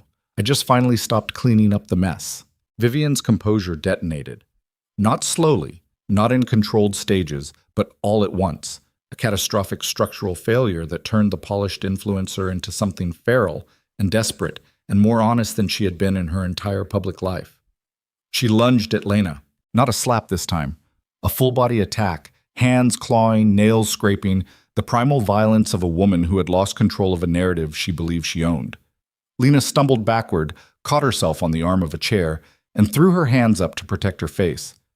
Vivian's nails raked across her forearm, drawing blood in 3 parallel lines. Then the front door exploded inward. Lucien came through first. Not Roman, not the detectives, Lucien. His face white with fury, his body moving with the coiled efficiency of a man who had spent a lifetime controlling violence and was now, for the first time in years, allowing it to surface. He crossed the room in 4 strides, seized Vivian by the shoulders, and pulled her off Lena with enough force to send her stumbling backward into the windows. "Don't touch her," he said. His voice was barely human. "Don't ever touch her again." Roman appeared behind him, phone already to his ear, speaking in rapid, clipped commands. Outside, car doors slammed, footsteps crunched on gravel. Blue and red light began to pulse through the glass walls, painting the room in alternating stripes of color that made everything look like a crime scene, which, Lena realized with numb clarity, was exactly what it was. Vivian pressed herself against the window, breathing hard, mascara streaking down her face in black rivers. She looked at Lena. She looked at Lucien.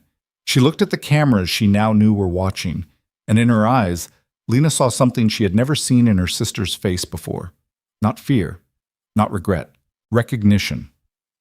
The sudden, devastating understanding that the performance was over, that the audience had seen behind the curtain, and that the woman she had spent 30 years erasing was the one who had finally written the ending. Lena stood in the center of the room, blood running from the scratches on her forearm, her cheeks still burning from the slap, her lips swelling where her teeth had cut it.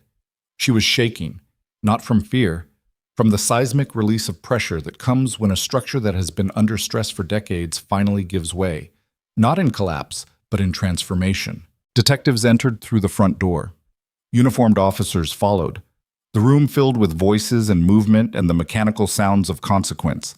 Handcuffs clicking, rights being read. Radios crackling with dispatch codes. Vivian screamed. Not words, pure, unprocessed sound. The scream of a woman who had lived inside a fiction of her own superiority for so long that reality felt like a physical assault. Officers restrained her arms behind her back while she thrashed against them, her white blazer smeared with Lena's blood, her white shoes scuffing against the concrete floor. Lena watched her sister being led from the room, and she felt something she had not prepared for. Not relief, not satisfaction. Grief. The old, bottomless grief of a child who wanted a sister and got a predator instead. The grief of 30 years of hoping things would change, followed by the specific agony of being right that they wouldn't, right that the only way out was through, right that justice would feel less like victory and more like surgery performed without anesthesia. Lucien stood beside her, close enough to touch, but not touching. His hands hung at his sides, and Lena noticed they were shaking. The first time she had ever seen his body betray a response his mind couldn't contain. "Are you okay?" he asked. His voice was wrecked. Not the measured, controlled instrument she'd grown accustomed to, but something raw and cracked and honest. Lena looked at the blood on her arm, at the red and blue lights pulsing through the glass, at the lake stretching out beneath the windows, black and vast and utterly indifferent to the small human catastrophe unfolding on its shore. "No," she said, "but I think that might be the first honest answer I've given in 30 years.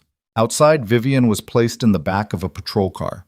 The door closed, the engine started, and as the taillights disappeared down the property road, swallowed by the trees and the darkness and the distance, Lena felt the last thread connecting her to her old life snap with a sound she would hear in her sleep for months. Not a bang, not a crash, but a whisper. The whisper of a woman who had spent 30 years staying small, finally standing at full height, and discovering that the view from up here was terrifying and beautiful and entirely her own. The first 72 hours after Vivian's arrest moved in fragments, sharp and disconnected, like a film reel someone had cut apart and reassembled in the wrong order. Lena spent the first night at the lake house, sitting in the same chair where Vivian had slapped her, staring at the bloodstain on the concrete floor that the cleaning crew hadn't reached yet. Her arm was bandaged where Vivian's nails had torn the skin. 3 parallel lines that the paramedic said would scar. Her lip had swollen to twice its normal size on the left side, and she kept touching it with her tongue, probing the wound the way you press a bruise just to confirm it's real. Lucien stayed in the house but kept his distance. She could hear him moving through the rooms below. Footsteps, the low murmur of phone calls, the occasional sound of a glass being set down on stone. He was managing something. He was always managing something. And Lena was beginning to understand that the machinery of his life never stopped running, even when the crisis that powered it had temporarily paused. Roman appeared at the door around midnight with a plate of food she didn't touch and a bottle of water she drank in 3 long swallows. "Detective Holt wants you at the station tomorrow morning," he said. "Full statement. They're building the case." "What's Vivian saying?" Her lawyer showed up within the hour. She's claiming emotional distress, mutual antagonism, and entrapment. Entrapment. Her attorney is arguing that Lucien orchestrated the recording without Vivian's knowledge or consent, which in Illinois is potentially a violation of eavesdropping statutes. Lena laughed. The sound was ugly, broken at the edges. "She stalked me. She broke into my apartment. She got me suspended from my job. She physically attacked me. And her defense is that we recorded it without permission?" "Welcome to the legal system," Roman said. "Guilt and consequences are 2 different languages, and most courtrooms only speak one." He left. Lena sat in the dark and tried to remember what her life had looked like 6 weeks ago, before the restaurant, before the wine, before Lucien Devereaux rose from the shadows and said 7 words that rearranged the architecture of her existence. 6 weeks ago, she had been restoring paintings in a quiet basement, eating lunch with Marcus, avoiding her sister's calls, and living inside the small, controlled space that survival had built for her. That space was gone now, demolished, and the wreckage was everywhere, say, in the bandage on her arm, in the HR email on her phone, in the evidence files accumulating on a detective's desk, in the sound of her sister screaming as officers dragged her from a glass house on the lake. Around 3 in the morning, Lena went downstairs and found Lucien in the kitchen. He was sitting at the island, sleeves rolled, no drink, staring at his own hands spread flat on the granite. When she appeared in the doorway, he looked up, and she saw something in his face that she recognized because she'd been wearing it herself for hours. Exhaustion. Not the physical kind. The kind that settles into the bones of people who have been holding things together for so long that they've forgotten what it feels like to let go. "You should be sleeping," he said. "So should you." She sat across from him. The kitchen was dark except for the under-cabinet lighting, which cast everything in a warm, low glow that made the room feel like the inside of an ember. Lucienne. Yeah. The recording, the cameras. Her lawyer is going to argue entrapment. I know. Is he right? Lucien was quiet for a moment. His fingers curled against the granite, then flattened again. Illinois is a two-party consent state for audio recording. We recorded her without her knowledge. Technically, that's a violation. So the confession might be inadmissible. Parts of it. Maybe all of it. My lawyers are working the angles, arguing that the recording was made in the context of an ongoing criminal investigation, that the detectives present had authority to authorize surveillance. But it's going to be a fight. And if the confession gets thrown out, then we have the physical evidence. The break-in, the phone records linking Moss to Vivian, the complaint filed under false pretenses, the assault tonight. Your injuries are documented. The paramedics report, the photographs, Roman's testimony. But the confession was the centerpiece. Yes. Lena pressed her palms flat against the cool stone, mirroring his posture. What aren't you telling me? Lucien looked at her. The controlled mask was gone. Not set aside deliberately, but worn away by the hours and the weight of what he was carrying. Underneath, she saw a man who was afraid, not of consequences. Not of Vivian or her lawyers or the legal machinery grinding toward an uncertain conclusion. Afraid of the thing that fear-hardened men are always most afraid of, the possibility that their protection had made things worse. Vivian's attorney filed a countercomplaint this afternoon, he said. Against me. Against you? Conspiracy, unlawful surveillance, intimidation. He's alleging that I used my resources and criminal connections to orchestrate a campaign of harassment against Vivian, and that you are either a willing participant or a manipulated pawn. The words landed in Lena's chest with the dull impact of something heavy falling from a height. She's turning this around. She's making herself the victim. She's trying. And she's using your reputation. Everything Marcus warned me about, everything people whisper about you. She's weaponizing it. Yes. Is it true? Lena heard the question leave her mouth before she could stop it. Not the accusation against her. That was absurd, and they both knew it. The other thing. The thing she'd been circling since the night at Midnight Meridian. The things they say about you, the connections, the violence. Is it true? Lucien held her gaze. He didn't flinch, didn't deflect, didn't offer the carefully constructed denial that a man in his position would have ready at all times. I have never hurt anyone who didn't choose the fight, he said. But I have chosen to finish fights that other people started, and the methods I've used to finish them would not survive daylight. That's not an answer. It's the only honest one I have. Lena absorbed this. She sat with it the way she sat with damaged paintings, examining the cracks, tracing the stress lines, trying to understand the forces that had created the pattern of breakage without judging whether the original structure deserved to survive. Her lawyer is going to drag you through the mud, she said. Let him. It'll destroy your reputation. My reputation is built on things people are already afraid of. Fear survives scandal. And us? The word slipped out. Us. And Lena felt it land between them like a coin tossed onto a table, still spinning, not yet settled. What happens to whatever this is? Lucien reached across the counter, not to touch her, to place his hand near hers, palm up, open, waiting. The same gesture he'd made at the jazz club. A door.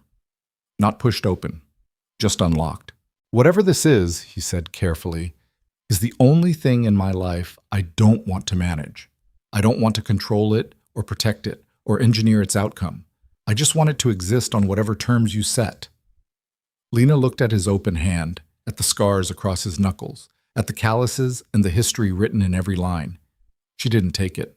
Not because she didn't want to, because she needed to prove to herself, to the woman she was becoming, that she could sit across from a man offering everything and still choose on her own timeline. Tomorrow, she said, after the station, after the statement, after I do the things I need to do, then we'll talk about this. His hand closed slowly. He nodded. Tomorrow, he agreed. The morning brought clarity in the form of cold sunlight and colder reality. At the West Addison station, Detective Holt walked Lena through a 3-hour statement that left her feeling like she'd been turned inside out and examined under fluorescent lighting. Every incident, every date, every text, every email, every piece of destroyed property. Holt was thorough without being gentle, professional without being warm. And by the time it was over, Lena's voice was hoarse and her eyes were dry from refusing to blink during the parts that hurt the most. Roman waited in the lobby, reading a newspaper like a man who had never experienced urgency in his life. When Lena emerged, she found him already standing, the paper folded under his arm. "There's something you need to see," he said. He drove her to Lucien's downtown office, a steel and glass space on the 38th floor of a building that bore no visible name on the exterior.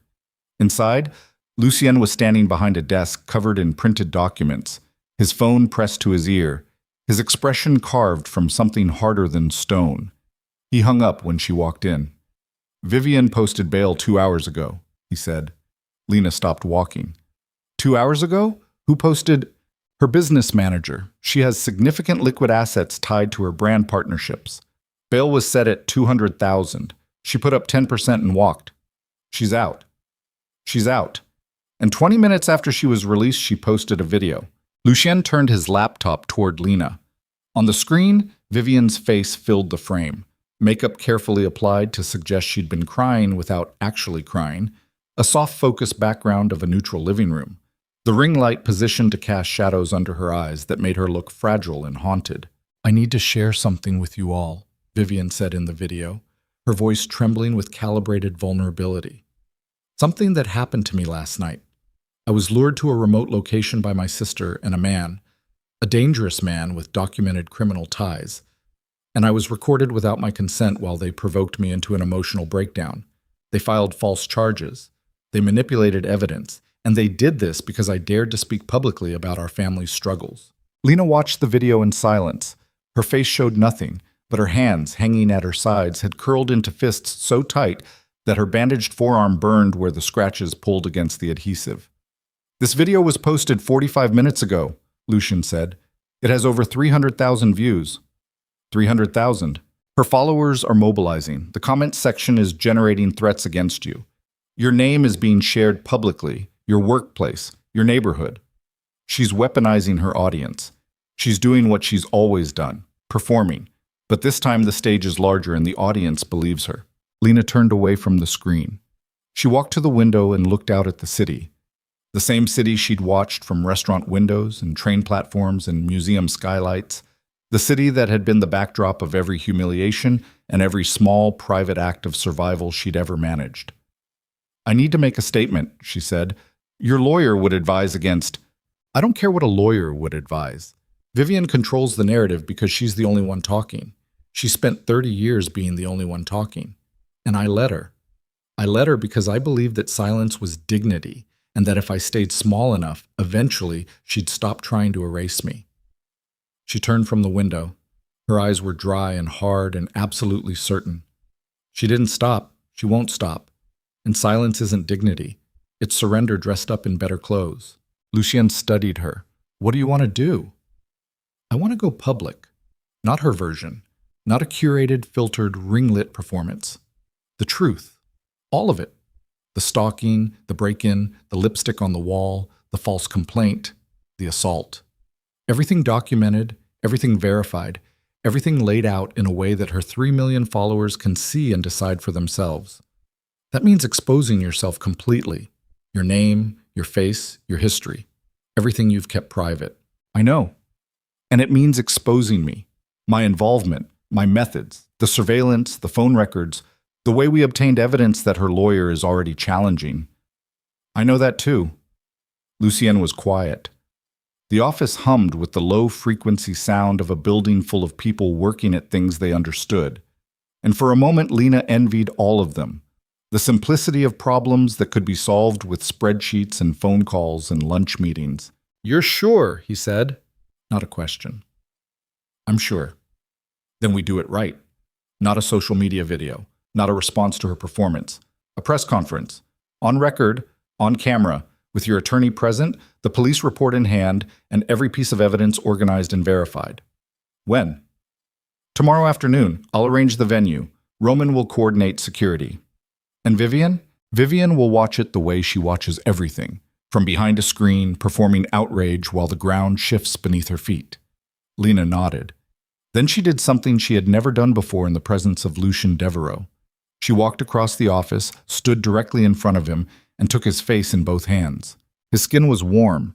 His jaw was rigid with tension. His eyes, those dark, controlled, calculating eyes, went wide with something she recognized because she'd seen it in her own reflection at the lake house the night before. Vulnerability. Pure, unarmored, terrifying vulnerability. "Whatever happens tomorrow," she said, "I need you to know that I chose this. Not because you pushed me, not because Vivian forced me, because I finally decided that being visible is worth every consequence that comes with it." She kissed him. It was not gentle. It was not tentative. It was the kiss of a woman who had spent 30 years being silent and had finally found something worth speaking with her entire body. His hands came up to her waist, slowly, carefully, as though he was handling something he was afraid to break. And he kissed her back with the same controlled intensity he brought to everything, except this time the control was shaking at its foundations. When she pulled back, his breathing was ragged. His eyes were still wide. His hands were trembling against her waist. "Tomorrow," she said.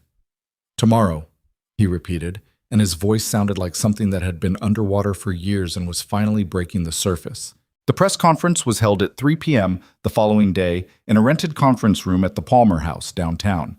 Lena's attorney, a sharp-faced woman named Catherine Rice, whom Lucien had retained within hours of Vivian's arrest, had organized the event with military precision.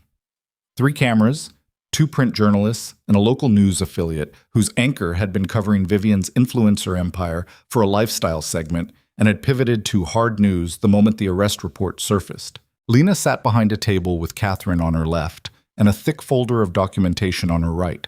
She wore no makeup. Her lip was still swollen. The bandage on her forearm was visible beneath the rolled sleeve of a simple gray blouse. She had not slept. She had not eaten. But her spine was straight, and her eyes were clear, and her hands, resting flat on the table in front of her, did not shake. She told the truth, not a curated version, not a sympathetic edit designed to maximize audience pity. The raw, unpolished, uncomfortable truth, starting from childhood, moving through 3 decades of psychological destruction, and arriving at the events of the past 2 weeks with the specificity and emotional brutality of a woman who had decided that the only weapon she had left was honesty. She described the restaurant, the wine, the dress. She described the break-in, the torn sketchbooks, the lipstick on the wall, the phrase that had haunted her since childhood. She described the museum suspension, the fabricated complaint, the private investigator who had shown up at her workplace with a manila envelope and a smile designed to terrify. She described the lake house, the trap, the confession, the slap, the attack, the blood. And then she described something no one in the room expected. "My sister is not a monster," Lena said. Her voice was steady. "She is a deeply damaged human being who learned very early that her worth was measured by her ability to outshine me. Our mother taught her that. Our environment reinforced it. And by the time she was old enough to make different choices, the pattern was so deeply embedded that cruelty felt like survival." She paused. The cameras were rolling, the room was silent. "I'm not here to destroy my sister. I'm here to stop letting her destroy me. There is a difference. And I need the world to understand that difference. Because for 30 years, Vivian has controlled the narrative of who we are, the shining twin and the shadow, the success and the failure, the voice and the silence. That narrative is over. Not because I'm louder than her, because I'm finally willing to be heard." Catherine slid the documentation folder toward the journalists. "All evidence referenced in Ms. Whitmore's statement has been compiled, verified, and made available to the Chicago Police Department. We will not be taking questions about ongoing legal proceedings." The press conference ended. Lena stood from the table on legs that felt like they'd been supporting a building that had just finished collapsing. In the hallway outside the conference room, Lucien was waiting. He was standing against the far wall, arms crossed, his face unreadable. Roman stood 3 feet to his left, watching the corridor with professional paranoia. Lena walked toward them. Her heels clicked against the marble floor, a sound she had always associated with Vivian, with performance, with the theater of female power that her sister had mastered and she had always refused to learn. But this time, the sound was hers. "It's done," she said. Lucien uncrossed his arms. How do you feel? Lena considered the question. She thought about the cameras, the journalists, the documentation folder containing the architecture of her own destruction laid out in numbered exhibits. She thought about Vivian watching the press conference from behind a screen somewhere, watching her shadow step into the light for the first time and cast its own shape against the world. I feel like I just set fire to a house I've been living in my whole life, she said. And I don't know yet if I'm going to build something new or just stand in the ashes. Lucien reached for her hand. This time, she let him take it. His grip was firm and warm and scarred, and she held on to it the way you hold onto a railing when the ground beneath you is still shaking. You'll build, he said quietly. You've been restoring things your entire life. You know how. Outside, the city moved and breathed and churned with the indifferent energy of 8 million lives continuing without interruption. Somewhere in that city, Vivian Whitmore was watching her twin sister's face on a screen and understanding, perhaps for the first time, perhaps not, that the woman she had spent 3 decades erasing had finally made herself permanent. And the story was not over. But the silence was. The press conference detonated across the internet like a slow-burning bomb. Within 6 hours, Lena's statement had been viewed over 2 million times. Not because she was famous, not because the production was polished, but because the raw, unedited honesty of a woman describing 30 years of systematic erasure by her identical twin carried the kind of gravitational weight that algorithms couldn't manufacture and audiences couldn't ignore. News outlets picked it up. Podcasts dissected it. Social media fractured into warring camps. Those who believed Lena, those who believed Vivian, and a smaller, quieter contingent who recognized that the truth probably lived in the ugly, uncomfortable space between two women who shared a face but had never shared a world. Vivian's response came within hours. A 23-minute video, filmed in what appeared to be a hotel suite, her makeup immaculate, her voice cracking at precisely the moments designed to trigger maximum sympathy. She called Lena's press conference a coordinated attack. She called Lucien a predator who had manipulated her vulnerable sister into becoming a weapon. She called the recordings illegal and the charges fabricated and the injuries self-inflicted. But something had shifted in the audience. The comments that had once been uniformly supportive, "Stay strong, Queen. We believe you. Your sister is toxic," now carried fractures. Questions appeared between the affirmations. "Why did you hire a PI?" someone asked. "If you didn't write that on the wall, who did?" asked another. "Show the receipts," demanded a third. Vivian couldn't show the receipts, because the receipts were sitting in a police evidence locker, organized in numbered exhibits, confirming everything Lena had said. The machine of public opinion, which Vivian had operated with expert precision for years, was turning on her. Not all at once, not dramatically, but steadily, the way erosion works, particle by particle, until the ground that once felt solid begins to give way beneath your feet. Lena watched none of it. On the morning after the press conference, she packed a single bag at the lake house, left her compromised phone on the kitchen counter, and asked Roman to drive her to the museum. "You're still suspended," Roman reminded her from the driver's seat. "I know. I'm not going inside. I need to talk to someone." Marcus Webb was sitting on a bench outside the museum's east entrance, drinking coffee from a thermos and reading a paperback with a cracked spine. He looked up when Lena approached, and his face, weathered, kind, framed by that magnificent silver beard, registered something that landed halfway between relief and sorrow. "You look like you've been through a war," he said. "I have. I saw the press conference." Everyone saw the press conference. Marcus moved over on the bench. Lena sat down beside him, and for a long moment neither of them spoke. The museum's stone facade rose above them, heavy and permanent, the kind of structure designed to outlast the people who built it. "The board is reviewing your suspension," Marcus said. "Dr. Chen went to bat for you yesterday. She brought your restoration records, your publication history, every evaluation you've received in 4 years. She told them the complaint was fabricated and threatened to resign if they didn't reinstate you." "Dr. Chen said that?" "Dr. Chen said more than that. She said, and I'm quoting here, that losing you would be like burning a Vermeer to keep a bonfire going." Lena's throat tightened. She pressed her lips together and stared at the stone steps leading up to the entrance, at the tourists flowing in and out like a tide that never stopped. at the building that had been her sanctuary for 4 years and that she had begun to believe she'd lost forever.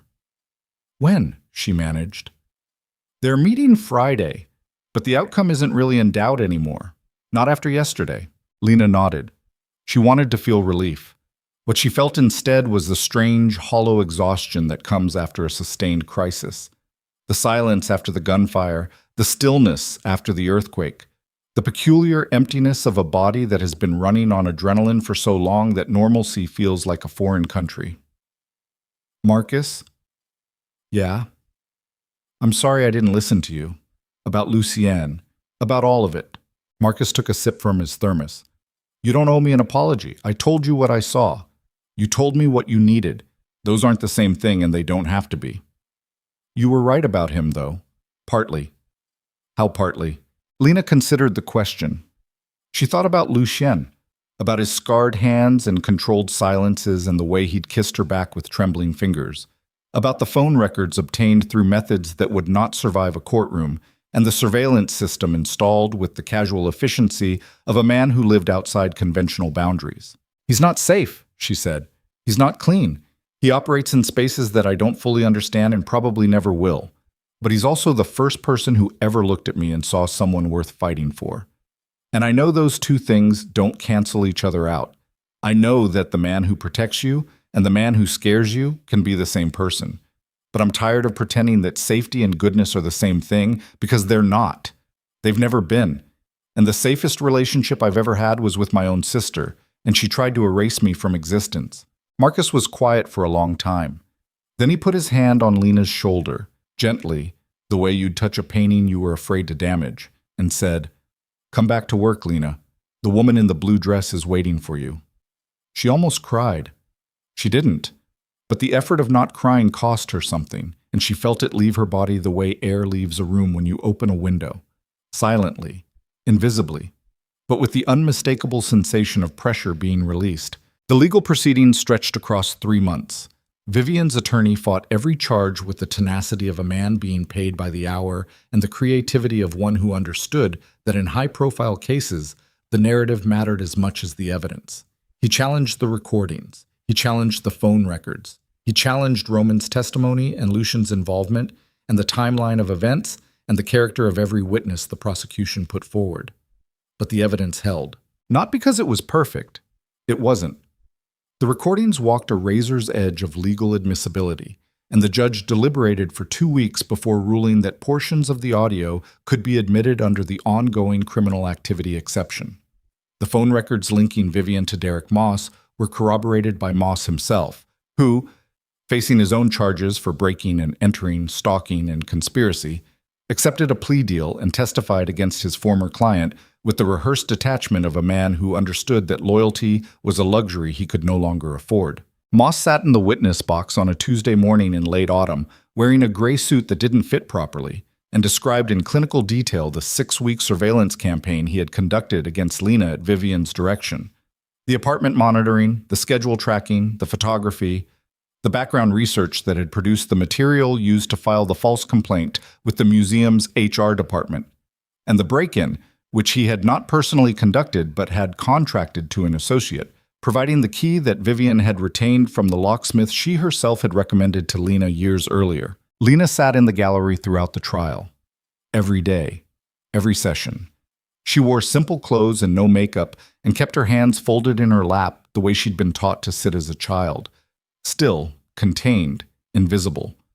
But this time, the stillness was not submission. It was presence. She was there to be seen, and she was there to watch. And the act of watching, of refusing to look away from the destruction her sister had caused and the consequences that destruction had finally produced, was its own form of reclamation. Vivian sat at the defense table in carefully chosen outfits that progressed from confident to subdued as the trial wore on. The first week she wore jewel tones and statement earrings. By the third week she wore navy and gray, her hair pulled back, her makeup minimal.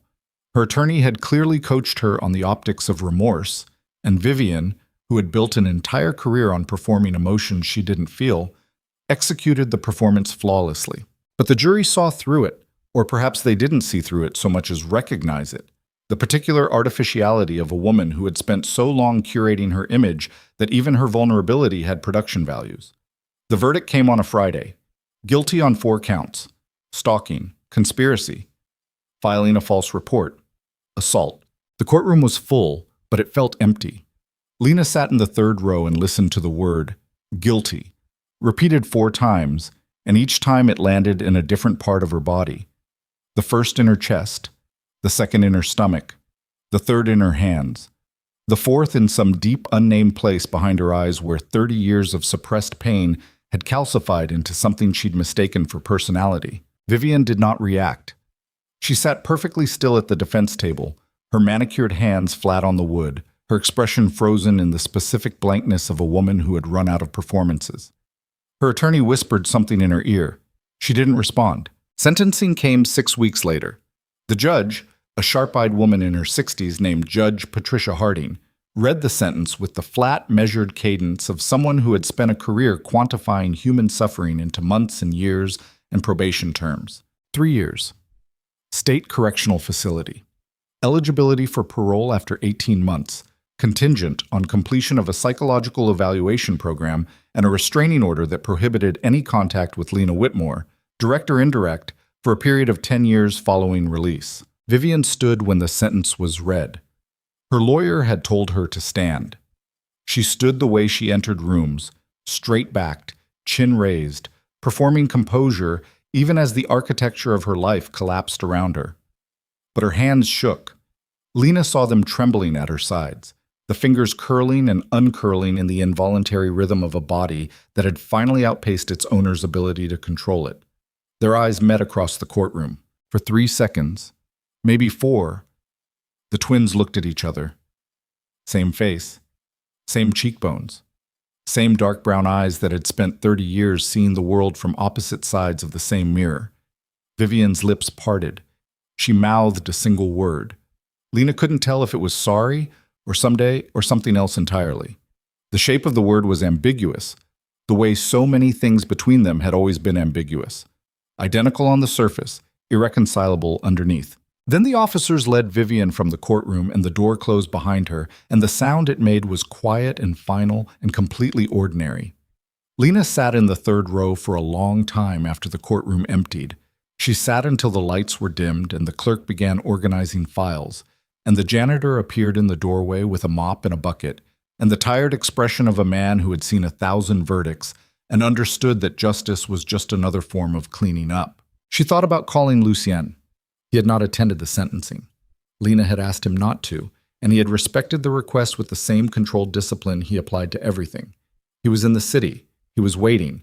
He was doing the thing he had promised to do, which was to let her navigate the ending on her own terms. Instead, she called Marcus. "It's over," she said. "How does it feel?" Lena looked at the empty courtroom, the wooden benches, the judge's elevated platform, the small table where her sister had sat while a stranger in a robe read numbers that would define the next 3 years of her life. "It feels like surgery," she said. "Necessary, brutal, and I'm not sure yet what's going to grow in the space where the thing they removed used to be." Marcus didn't try to fill the silence with comfort. He never did. That was why she'd called him. "Come to the lab on Monday," he said. "The painting's waiting." She hung up, gathered her coat, and walked out of the courthouse into the late afternoon light. The weeks that followed were not triumphant. There was no montage of healing, no neat progression from damage to wholeness, no inspirational arc that moved in a clean line from suffering to strength. What there was, instead, was work. Lena returned to the museum on a Monday morning in early winter, passed through security with her reinstated badge, descended the stairs to the conservation lab, and stood in front of the woman in the blue dress for the first time in nearly 2 months. The painting looked the same: patient, damaged, waiting. The section she'd been working on before the suspension was exactly where she'd left it, half restored, the adhesive still holding, the pigment stable but incomplete. She put on her gloves. She picked up the heated spatula. And she went back to work. Millimeter by millimeter, layer by layer. The same painstaking, invisible labor she had always performed. The work of making damaged things whole without leaving marks of her own. But something had changed in the way she worked. Not her technique, that remained precise, controlled, the product of years of training and practice. What changed was her relationship to the damage itself. Before, she had approached damaged paintings with the reverence of a mourner, grieving what the work had lost, apologizing with her hands for the violence that had been done to it. Now she approached the damage with something closer to recognition. She understood it. She had been damaged herself, publicly, deliberately, by someone who shared her DNA. And she had survived. Not intact, not unchanged, but still standing, still visible, still capable of beauty in the places where the cracks let light through. By spring, the painting was finished. The woman in the blue dress stared out from the restored canvas with eyes that had seen the inside of a fire and 3 centuries of human carelessness and a conservator's steady hands bringing her back to a version of herself that was different from the original but no less real. The sky above her was whole again. The dress fell in unbroken folds. The cracks were still there, faintly visible under raking light, hairline fractures in the surface that told the story of everything the painting had endured. But they were stable now, healed, incorporated into the work as part of its history rather than evidence of its failure. Dr. Chen organized a small ceremony in the conservation lab to mark the completion. Staff from across the museum gathered in the basement, curators, archivists, security guards, the woman from the gift shop who had been sneaking down to watch the restoration's progress for months. Marcus brought champagne. Lena stood next to the painting in her lab coat and accepted congratulations with the awkward, half-smiling grace of someone who had never learned how to be the center of attention because she'd spent her entire life training for the margins. That night, she opened her first exhibition. It wasn't at the museum. It was at a small gallery in River North, 3 blocks from Midnight Meridian, in a converted warehouse space with exposed brick walls and industrial lighting that cast everything in sharp, honest angles. The collection was called The Woman in the Frame, and it consisted of 14 paintings Lena had completed over the previous 3 months, working nights and weekends in a rented studio space, pouring onto canvas everything she had carried for 30 years without a container large enough to hold it. The paintings were violent. Not in subject matter, there were no depictions of conflict or physical harm, but in technique. Thick, aggressive brushwork. Colors that collided rather than blended. Compositions that felt like arguments the canvas was having with itself. Women appeared in most of them, fragmented, reflected, doubled, split. Women looking into mirrors that showed different faces. Women standing in rooms full of copies of themselves, trying to find the original. Women made of cracks and fractures and fault lines that had been filled with gold so the damage became the most beautiful part. Critics praised the work. Guests moved through the gallery in the hushed, reverent manner of people who recognized that they were seeing something private and painful and extraordinary. Lena watched from a corner near the door, holding a glass of wine she didn't drink, wearing a simple black dress that belonged to her and no one else, and felt for the first time in her life the disorienting, terrifying, exhilarating sensation of being seen on her own terms. Lucien arrived at 9:30. He came through the gallery door in a dark suit, moving with the same controlled stillness he always carried, but there was something different in the way he held himself tonight, softer at the edges, less armored, as though he had made a conscious decision to leave some of his defenses at the door. He walked through the exhibition slowly, stopping at each painting, studying the work with the same intensity he brought to everything he examined, not glancing, not performing appreciation, but actually looking. He stopped longest at the final painting in the series. It depicted 2 women, identical, standing on opposite sides of a mirror. One woman faced the glass. The other had turned away. Between them, in the space where the mirror's surface should have been, was nothing. Not emptiness, not darkness, just raw, unpainted canvas. The original surface showing through, untouched and unfinished, like a wound that had been left open on purpose to prove it existed. Lena appeared beside him. She didn't speak. She stood at his shoulder and looked at the painting she'd made and felt the weight of everything it represented. The sister she'd lost, the self she'd found, the space between them that would always be unfinished. "This one's my favorite," Lucien said quietly. "Why?" "Because you didn't try to fix it. You left the damage visible." Lena looked at him. His profile was sharp in the gallery's harsh lighting, the jaw rigid, the eyes dark and deep and carrying something she recognized because she'd been carrying it herself. the exhaustion of a man who had spent his whole life constructing walls and was only now beginning to understand that the strongest thing he could do was leave a door open. "I love you," she said. The words came out without rehearsal, without calculation, without the strategic timing that Vivian would have employed to maximize impact. They came out because they were true, and because Lena had spent 30 years swallowing true things and had finally run out of room. Lucian turned to face her. His expression, that controlled, guarded, calculating expression that she had studied and decoded and gradually learned to read like a language, shattered. Not dramatically, not visibly to anyone watching from across the room. But Lena saw it. The way his eyes widened by a fraction, the way his lips parted without sound, the way his hands, hanging at his sides, opened and opened again, as though he was reaching for something he'd trained himself never to expect. "Say that again," he said. His voice was rough, unpolished, the voice of a man who had been caught completely unprepared by the one thing he wanted most. "I love you." He reached for her, both hands coming up to frame her face with the same careful, trembling precision she used when handling damaged paintings, as though she was something irreplaceable that he was afraid to mark with his own fingerprints. His thumbs traced her cheekbones. His scarred knuckles rested against her temples. And he kissed her in the middle of the gallery, in front of 14 paintings about broken women learning to become whole, surrounded by strangers who pretended not to watch, and friends who didn't bother pretending. When they separated, Lena was breathing hard, and her eyes were wet for the first time since the night everything started. "I want to show you something," she said. She took his hand and led him out of the gallery into the spring night, and they walked 3 blocks through the warm, buzzing streets of River North until they reached the entrance to Midnight Meridian, the jazz club where he'd brought her the night of the wine-stained dress, the place where he'd given her dry clothes and a choice, and the first honest silence she'd experienced in years. The same trio was playing. Piano, upright bass, saxophone. The same candle smoke curling through the same brick hallways. The same low ceiling and pressed tin panels, and the warm amber glow that turned everyone inside into a version of themselves that looked slightly gentler than reality. They sat in the same corner booth. Lucian ordered 2 bourbons. They arrived untouched. "Full circle," he said. "Not full." Lena picked up her glass and held it without drinking. "Circles imply you end up where you started. I don't want to end up where I started." "Where do you want to end up?" She thought about this question. She thought about the woman in the blue dress, restored and hanging in a museum basement, carrying 300 years of damage and survival in her painted eyes. She thought about Vivian, in a correctional facility 40 miles south of the city, stripped of her audience and her filters and her ring light, confronting for the first time the woman she was when no one was watching.